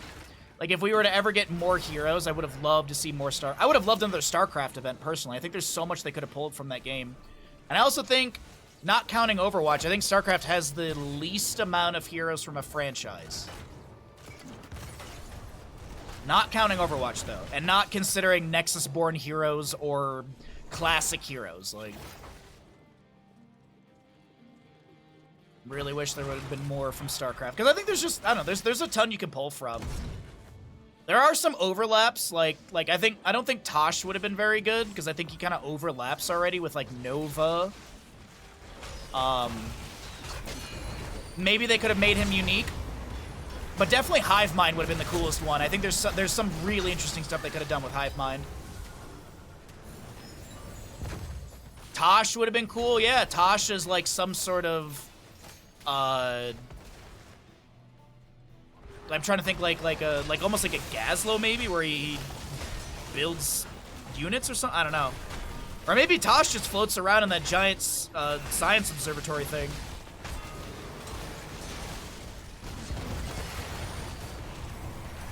Well, Leyline Seal, Wind Tunnel not available. Looks like this boss will go to the enemy side. There's going to be a big shockwave into the backline. Staggering blow from Hogger. They're going to be able to take down the Anduin. Surdath is getting so very low. Sven will be traded. It's a 1-for-1, but Falstad does go down. The no control from Hogger coming through. Surdath is going to fall. Does have the buyback. Does return immediately. And it's going to be a 2-for-3. Make it a 3-for-3. Varian and Malthael to defend the core. Hogger, Tassadar are going to be pushing up. Oh my god, 27-minute game. Minx would have been a good one. I think Minx, Minx, or I forget how to pronounce his name properly, but I feel like he would have been like a cool, like, map mechanic character. Like, if they had a third StarCraft map, like, maybe something revolving around what he does. I don't think you can clear Boston all of this quick enough. I think this is GG's. Ladies and gentlemen, we're going to a map number 4. The reverse sweep is plausible. Oh, Stetman is what I'm thinking of. Yeah, you're right. I am thinking of Stetman. I said Tosh, and then I literally talked about Stetman. Whoopsies.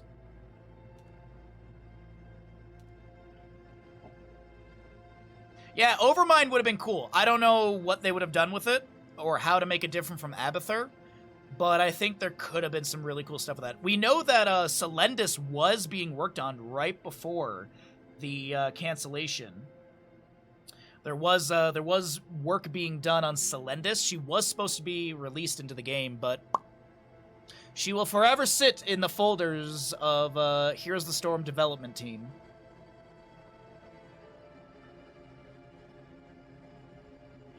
Welcome back, everybody, into the Murky Cup. We have got lower bracket semifinal map number 4.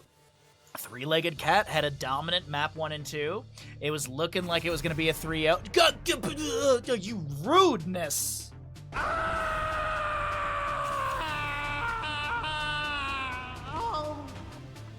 Well, Alterac Pass is going to be map number 4 here in this best of 5 series. Krankle Krew have gone to the broom closet, and they've got their Swiffers. No, they've got their, what are those called? They've got their shop brooms. There we go. Big old shop brooms to start sweeping up Three-legged cat here. The reverse sweep potential is very, very high. since honestly, Krankle Krew had a struggle in the beginning of Tomb of the Spider Queen, but really started figuring out their team fights in the latter half of that map. So we'll see if they can continue that and maybe take us to the ever so sought after map number 5. 30 heroes are unavailable as we enter into this draft. Technically 35 heroes, since Cho'Gall, Junkrat, Maiev, and Johanna are banned away. Of course, Cho'Gall could be played if we go to a map number 5. We'll see if that will be the case, but that's everything. Everyone's all caught up and ready to go. First pick on the right-hand side for Krankle Krew, gonna be a Lucio. Right into a Brightwing Diablo, like, immediately. Okay, alright, well, that was quick. That was a really quick snap on. Three-legged cat knows what they want to do. Not even like, maybe we should go this direction. Nope. They're immediately like, yep, we know our direction. We know what we want to pick up, and we know what kind of aggression we're going to bring to the table. Excuse me, Mr. Buds, are you cleaning yourself up after that delicious treat? What's going on?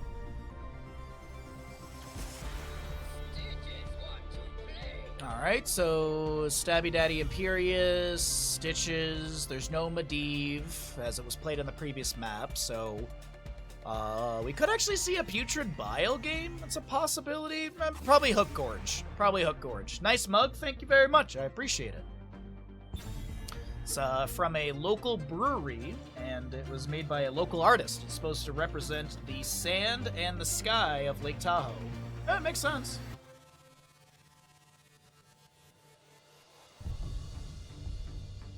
Alrighty, what do we have here on the right-hand side? Ban-wise, I mean, maybe get rid of a solo laner here that you don't want to deal with. No, Li Ming, okay. Dive, burst, resets, don't want to deal with that. Also, Li Ming does have good poke around the objective with the Triumvirate to be able to get the reset on your Arcane Orbs at a certain distance, so poking around the objective phase could be good with that. Junkrat was banned, so that nuisance is gone. What do we want to see here, though? Tychus banned away. I feel like they want to dive with the ho. Okay, Zul'jin is nice. Good sustained damage. Zagara pushes up her wave. I honestly really hope that it's going to be a second bruiser. Zagara is kind of a bruiser. Ranged assassin bruiser. She kind of is in between both of those, but I would like to see like another bruiser. So you put like Zagara in a lane, you put said other bruiser in the opposing top or bottom, and then you have Brightwing, Diablo, Zul'jin mid, and then Zul'jin, Brightwing can back away to grab camp. For mid lane, Diablo soaks, builds up his souls. Yeah, it's not too bad. I really do think this should be a bruiser here. Thrall wouldn't be too bad. I don't hate the idea of a Thrall. I think Leorc's been played. I think Yrel has been played.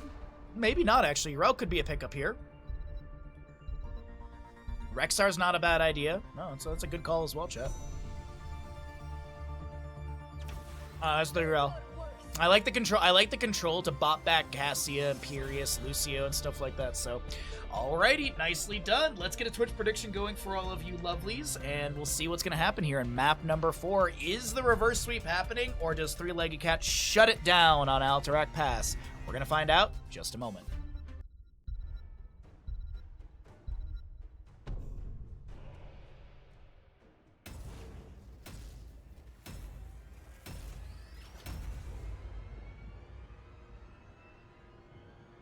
Make it a big gamble. Could be the final one of the day.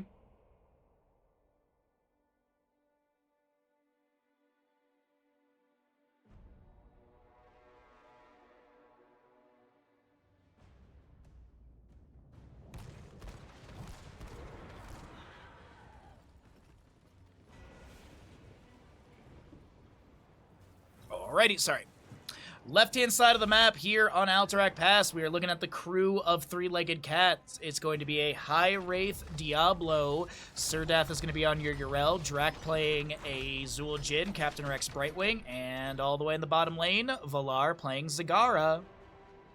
Right side of the map is Krankle Krew, Porky, Stitches. We'll see a Deviant on our who is that? That's a Cassia. Imperious played by Krankle, Sven, Lucio, and a slightly AFK Marl Karks playing your Zeratul.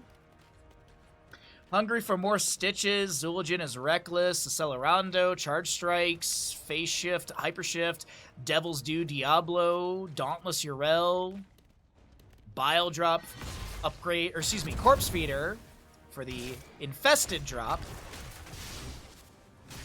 And Shadow Hunter for our Zeratul, picking up those 15 globes so we can get the cooldown reduction and mana cost reduction as well. We got 3,400 to 5,000 something. We can make it bigger than that. We can do a bigger gamble. If everyone puts in 5K, we'll have a lot more.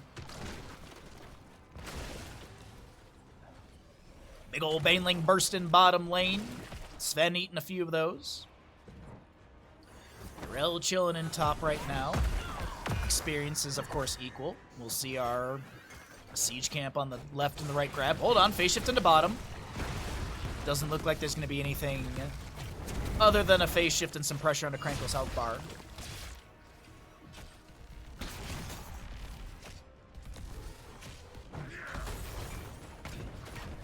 In Warcraft 3, Maev's kit is basically what Zeratul is. I didn't expect them to add her later because of that. I think with some of the characters, they've done a really good job of making them unique, even if they overlap or they have abilities in the past that are on another character. Like I think a really good example is like Tychus and Raynor. Two men with gun, but two completely different playstyles, and I think that like it's so well done. I mean, go look at Tracer. Tracer is I mean, obviously it's a different video game, but still like woman with two gun. They've made it unique enough. Same thing with Diva. So I definitely think that there's some overlap, or there's some things that it's like, oh, well, you know, in the original game it could be this, but I really do love the Heroes of the Storm design for a lot of these characters. Massively underrated MOBA. Especially after Blizzard did what they did, which is just depressing to think about. But you know what's great to think about? The fact that we still have servers that are active. We still have tournaments like this. They're not the scale of StarCraft 2, but you know what? We still get tournaments, and you gotta be happy about that. Shadow Charge out from mid lane. Phase Shift from Brightwing to help out High Wraith. Sacrificial Soul, level 4 for our Diablo. Sorry, I was looking at the minimap and I saw Marl kind of jumping around over here.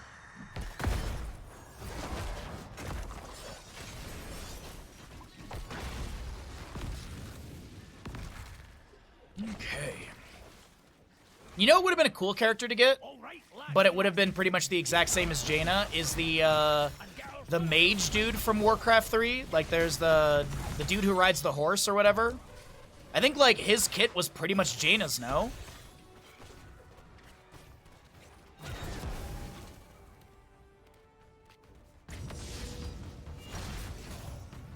They did a great job of capturing the feel of the Overwatch characters, even if they changed their kits somewhat. Yeah, I agree with that. I absolutely agree with that. As I always say, like, Here's the Storm design team did such an amazing job.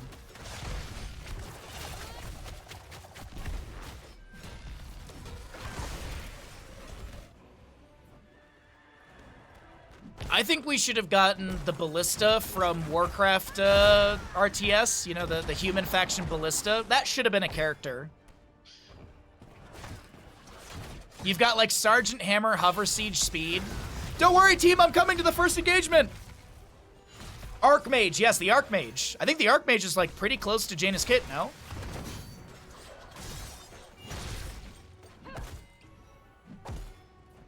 Or Jaina's kit's close to the Archmage is probably actually the better way to say it. Well, first objective phase, uncontested currently. 30 seconds to go. No jailers to be cleared away. Zeratul still handling top lane, but Serdath is pushing in very effectively. Zul'jin stacking, by the way, very low. For 4 minutes in, oh, very low stackage for Zul'jin. Unable to get many autos into the enemies. Only 2 right now, so it's anywhere from 10 to 14 stacks right there.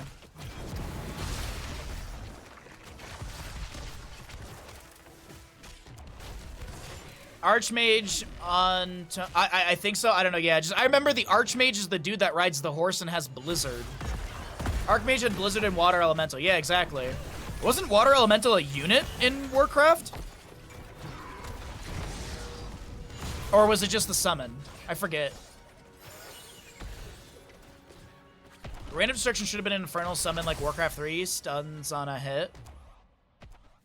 I like Rain of Destruction. I definitely see what you mean though. Like you know, you summon down the Infernal and you could have had like Gul'dan with an Infernal. But then, like, if you think about it, if you were to have an Infernal summon from Gul'dan, how different really would his kit be from Jaina outside of, you know, it's a cone attack and a line circle attack versus circle on ground and a literal cone attack as well. And then you would have had like Jaina with a summon, Gul'dan with a summon. I like that Rain of Destruction has the flavor that it does. But I definitely see what you mean. 10 talent here on the right-hand side. It is going to be Gorge for our Stitches. Zeratul with Might of the Nerazim. High Five Lucio, Valkyrie, Cassie, and Wrath of Angiers for our Imperius. On the opposing side, Blink Keel, Apocalypse, Ardent Defender, Devouring Maw, and Toss Dingo for our Zul'jin. Multiple Infernals? Now that's just busted. That's just busted. Also, if you think about it, if you're summoning multiple Infernals, what's the difference between that and Army of the Dead outside of, you know, the heals and stuff? You know, then you start to get into like, oh, well, you know, multiple little Infernals is kind of like Demonic Invasion from Diablo or the Army of the Dead from Arthas. They did a pretty good job translating kits from other... I absolutely agree. 100%.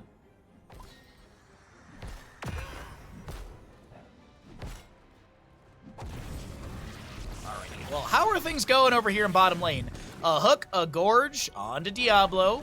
Devouring Maw spits him out! Valkyrie pulls him back into the fort front gate. The face shift from Brightwing, the Apocalypse. There's the Shadow Charge, the Apocalypse. They take down Stitches. Are you serious? High Wraith, what the heck, man? Wonderfully done. Good heals from Captain Rex. Keep that in mind, too. That Brightwing coming out on top. And it looks like our first objective phase is going to be channeled on the right side. Will it take some time to open these cages? Guard them in the meantime. That was nuts. NVTS nuts, yes. Alright, so...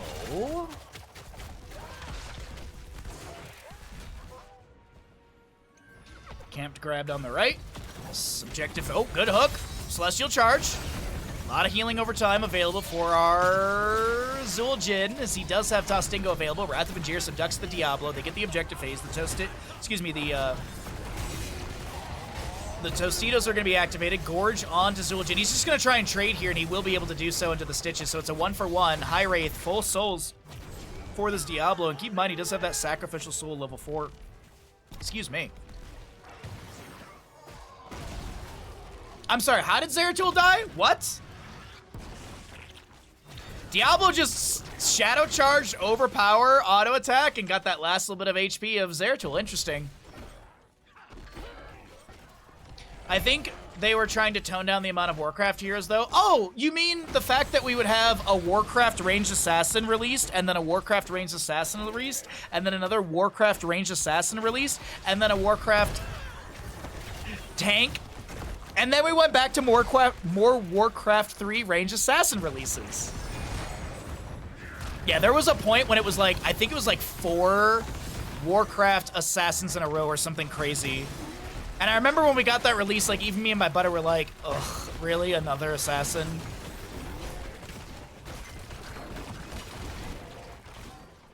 Is Inarius just Imperious Light? I don't know enough about Diablo lore to give you an actual correct answer on that. So I will say yes, no, maybe, possibly. I think that covers everything. Oh, the Valkyrie pulls your... Oh, no, Yrel. Ardent Defender is going to be forced finally. Righteous Hammer, face shift from Brightwing. Boss and Bottom still goes over to the left-hand side, though. Doomfist would have been amazing. I think of all the Overwatch heroes, I would have liked to see Doomfist in... Doomfist would have been awesome. I know everyone's like, Reinhardt, but, like, how are you going to make Reinhardt's kit so unique from Johanna, you know? Reinhardt did feel a bit like Johanna. Also, once we got the Johanna Reinhardt skin, that was the sign to me that we're never getting Reinhardt in the game. Because then the community would be like, I can't tell if this is Johanna or Reinhardt because there's a skin that's too close to it. Just like how the community complained about, I can't tell what hero got picked in the draft because of the 3D animated portraits. That was the complaint. Why we got that's why they got rid of the animated things in draft. Which I think is a very dumb complaint because you can literally mouse over the character and it tells you what it is.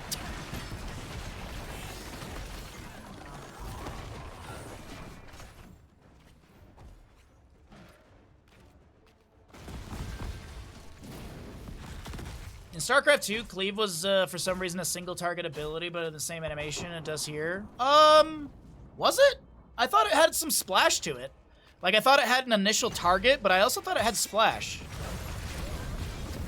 I thought it did. I could be very wrong. It's been, like, 6 months since we played Legacy of the Void.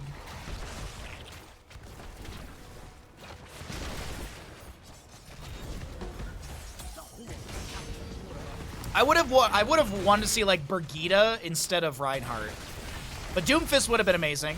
I absolutely agree with that.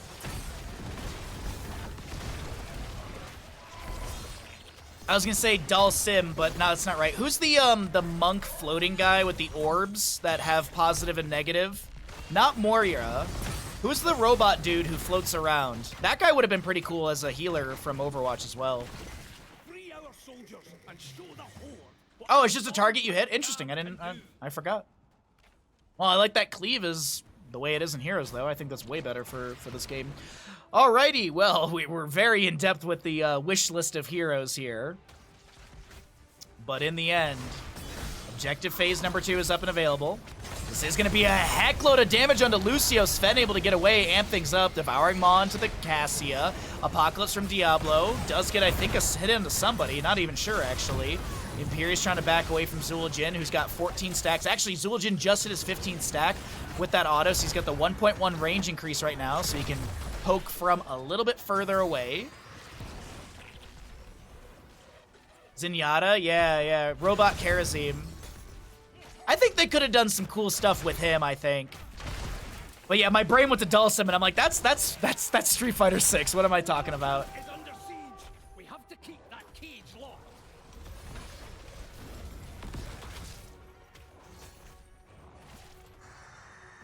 There was speaking of Overwatch, there was a bunch of memes when Overwatch came out with the way that Widowmaker snipes, like the way that she stands sniping. Everyone was making fun of the way that she positioned, and it was so funny because during the Olympics this year, there was a sniper competition, and there was a bunch of Reddit posts like, "Oh my God, that's why Widowmaker stands like that, because it's literally the actual way to snipe standing." But I always thought that was super funny. Man, Widow has such a weird sniper stance. It's like, no, because that's the actual way you do it. Dude, if we could get Street Fighter characters in Heroes of the Storm, hell yeah. No way, the Toss Dingo. No way, I can't believe it. Zul'jin's living right now. Polymorph onto Porky. We currently have Sven a little bit low. Yrel jumping into the backline. Celestial Charge onto her. As we currently have Marl clearing out the wave. Surdat does not get the phase shift in time, and Yrel does go down. 4-3 in kills. And Krankle Krew, they are looking to start a rally in this map number 4. A little bit behind, losing top and bottom fort. Apocalypse from Diablo activated. Yrel still dead for 40 seconds. Krankle Krew wants this map number 5. They want the second reverse sweep. It's possible. Ooh, I thought that hook connected onto Zul'jin. I was like, he dead. No Tostitos available. Channel on the objective on the left-hand side. Diablo comes in with the Shadow Charge, lands onto Deviant. Krankle Krew looking like they'll get the second objective phasing. High Wraith low, full souls on Diablo, lands the Shadow Charge into a Gorge of Stitches. I think Diablo's dead though.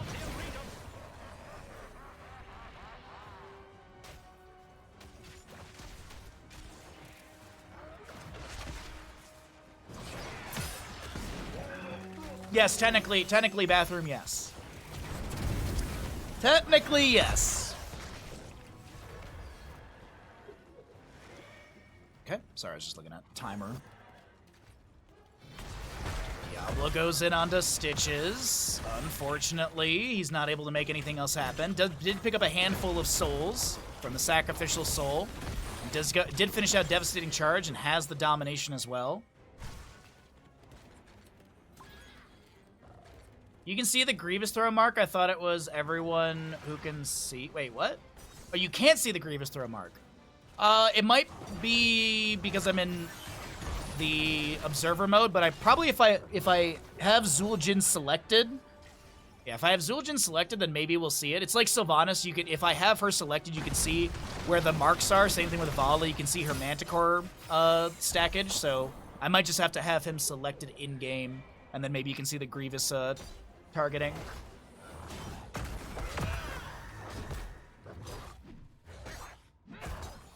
It's probably an observer thing. This is the last blow you strike against the Okay, one fort goes down. 20 talents here on the right-hand side. 4 to 4 in kills. Bosses will be traded. Or maybe not? Oh, I thought I saw him heading up towards top, but no. We do have the Brand of Solarian, Mixing Fire, Shadow Stride, Master Hooker, and Titan's Revenge. Invisible Friends, as well as the Hellgate for Diablo, Seraphim, Pack Instincts, and the Wrath of Aegir's pulls High Wraith out of position. Has to Hellgate away. Zeratul a little bit low on the bottom of this lane. Sorry, it's going to be, yeah, Pack Instinct and the Amani Resilience. Uh-oh, that's a good hook onto Zul'jin. Apocalypse activated by Diablo. Cassia with the Valkyrie, but the Devouring Maw kind of blocks things. Zeratul tries to get a big old burst. Brightwing blinking over, healing over time onto Drac right now. Bottom lane fort will go down. Mid lane can't pushing onto the fort right now. And this I gotta say, it's a little sketchy. It's a little sketchy for Three-Legged Cat.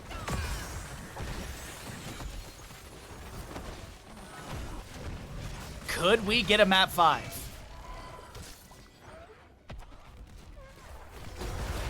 More of our soldiers have been taken, but let's take them back.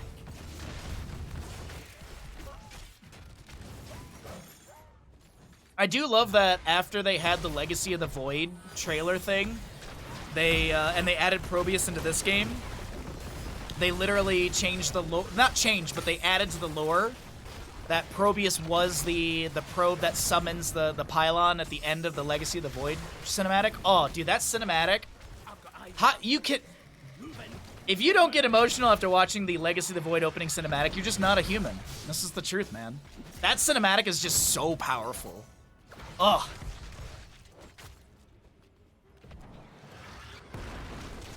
$20s on both sides. No full souls for Diablo. He's currently at 76. We'll get a little bit off of this wave right here. A hook out from Stitches, not pulling anyone in. By the way, Porky's got 47 regeneration globes, so he's got 15% bonus movement speed.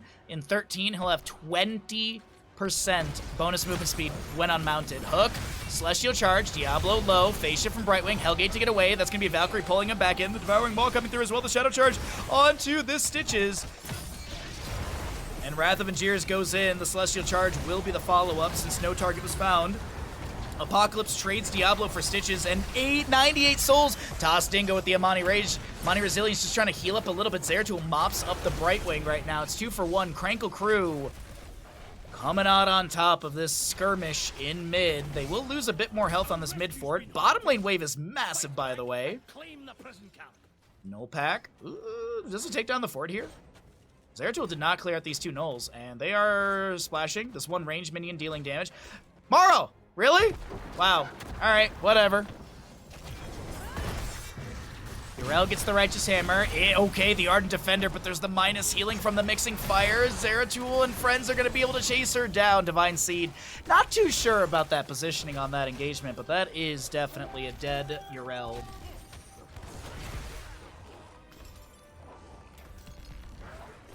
You don't get emotional, you're human? Well, that's what a robot would say.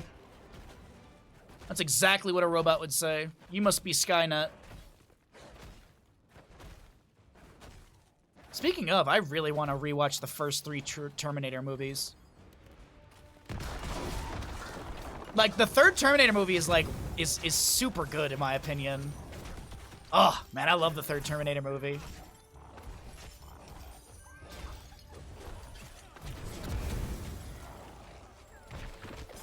Celestial Charge into Diablo. Ah, nothing else found. Yo, what's up, Darth? Good to see you, bud. Sorry. Thought I had something important. I thought I was getting called for something, but never mind. Wrath of Angiers pulls Brightwing out of position. Devouring Maw into 3. Objective face to Krankle Krew. There's an Apocalypse. Oh, this could be... well, it's 21 minutes in. Mid-fort should go down. How are the keep front gates looking? Still pretty healthy. Bottom lane keep did go down earlier. Krankle Krew, I mean, they've got these advantages. They've got these winning moments, but map-wise, they are behind.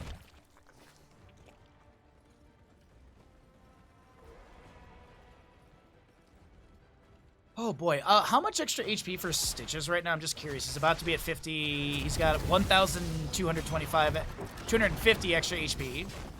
So he's currently 8,414 HP for our Stitches. That is a chonky lad.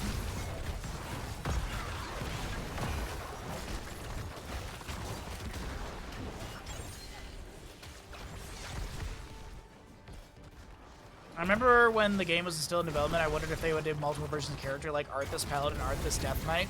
Yeah, I mean, they did, but with skins. They definitely did do that, but it was just skins. Because, you know, there's Human Arthas, there's Scourge Arthas or whatever. That's how real warriors fight. Well, the mid lane fort goes down, and that's it. I thought there was going to be a keep to be taken down. Boss and top lane is pretty obvious that they're going to be doing this.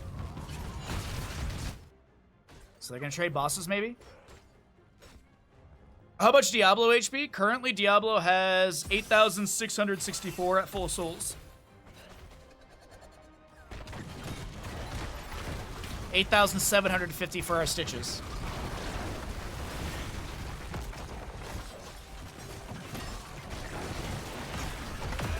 Alright, boss and bottom grabbed. Boss and top traded. Boss and bottom go straight to core, but it does not end.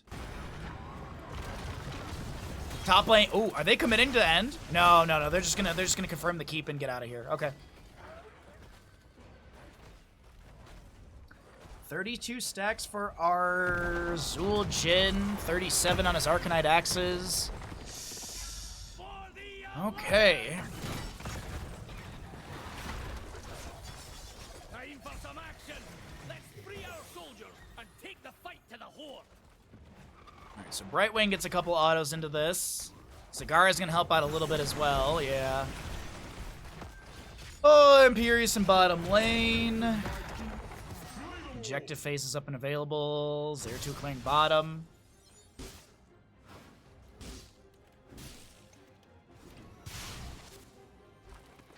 This boss won't end, but it's just gonna get Vandar down a little bit, and then of course he'll heal back up to full. Same thing with Drekthar over here. A hook finds Urel. Seraphim immediately. Zuljin with the channel. Uninterrupted. There you go. You still Drekthar healing up to full. Vandar doing the same. Zeratul harassing on a Zagara. A little PVZ in mid. Phase shift or blink heal from Brightwing. Invisible friends as well. Zuljin still donating some axes. A hook finds the Zagara. Valkyrie pulls her back in, but the Devouring Maw on the ground creates a little bit of terrain that she will not be pulled into. That's going to be an Apocalypse from the Diablo. We do currently have a Wrath of Angiers onto him. Sky suplex onto the ground. Diablo needs to make something happen, but he does not and is taken down. Has souls to expend. Zuljin going to try and just trade into some enemies here. That level 20 gets him back to about 50% HP, but that will be Zagara going down. Diablo falling as well. Righteous Hammer from Urel. Sven and Krankle so very low. 2 for 2 so far. Marl with like 60 HP, Brightwing with a 300, and they can't capitalize. Diablo fishing around. If he's got a Fire Stomp, oh, I was gonna say if he had a Fire Stomp, he had a reveal, but the blink away from Zeratul. Woo! This game is feeling a lot like Tomb of the Spider Queen, chat. It does feel like there could be a reverse sweep in the mix. We gotta talk quietly about this. Oh no, Sven! Okay, doesn't get hit into the wall with the Shadow Charge. Diablo's souls are not full. Currently sitting on 35. Don't know if he's got a Hellgate available. I feel like he hasn't used it in a little bit. 32 seconds on Hellgate. It is a 2-minute cooldown at 100...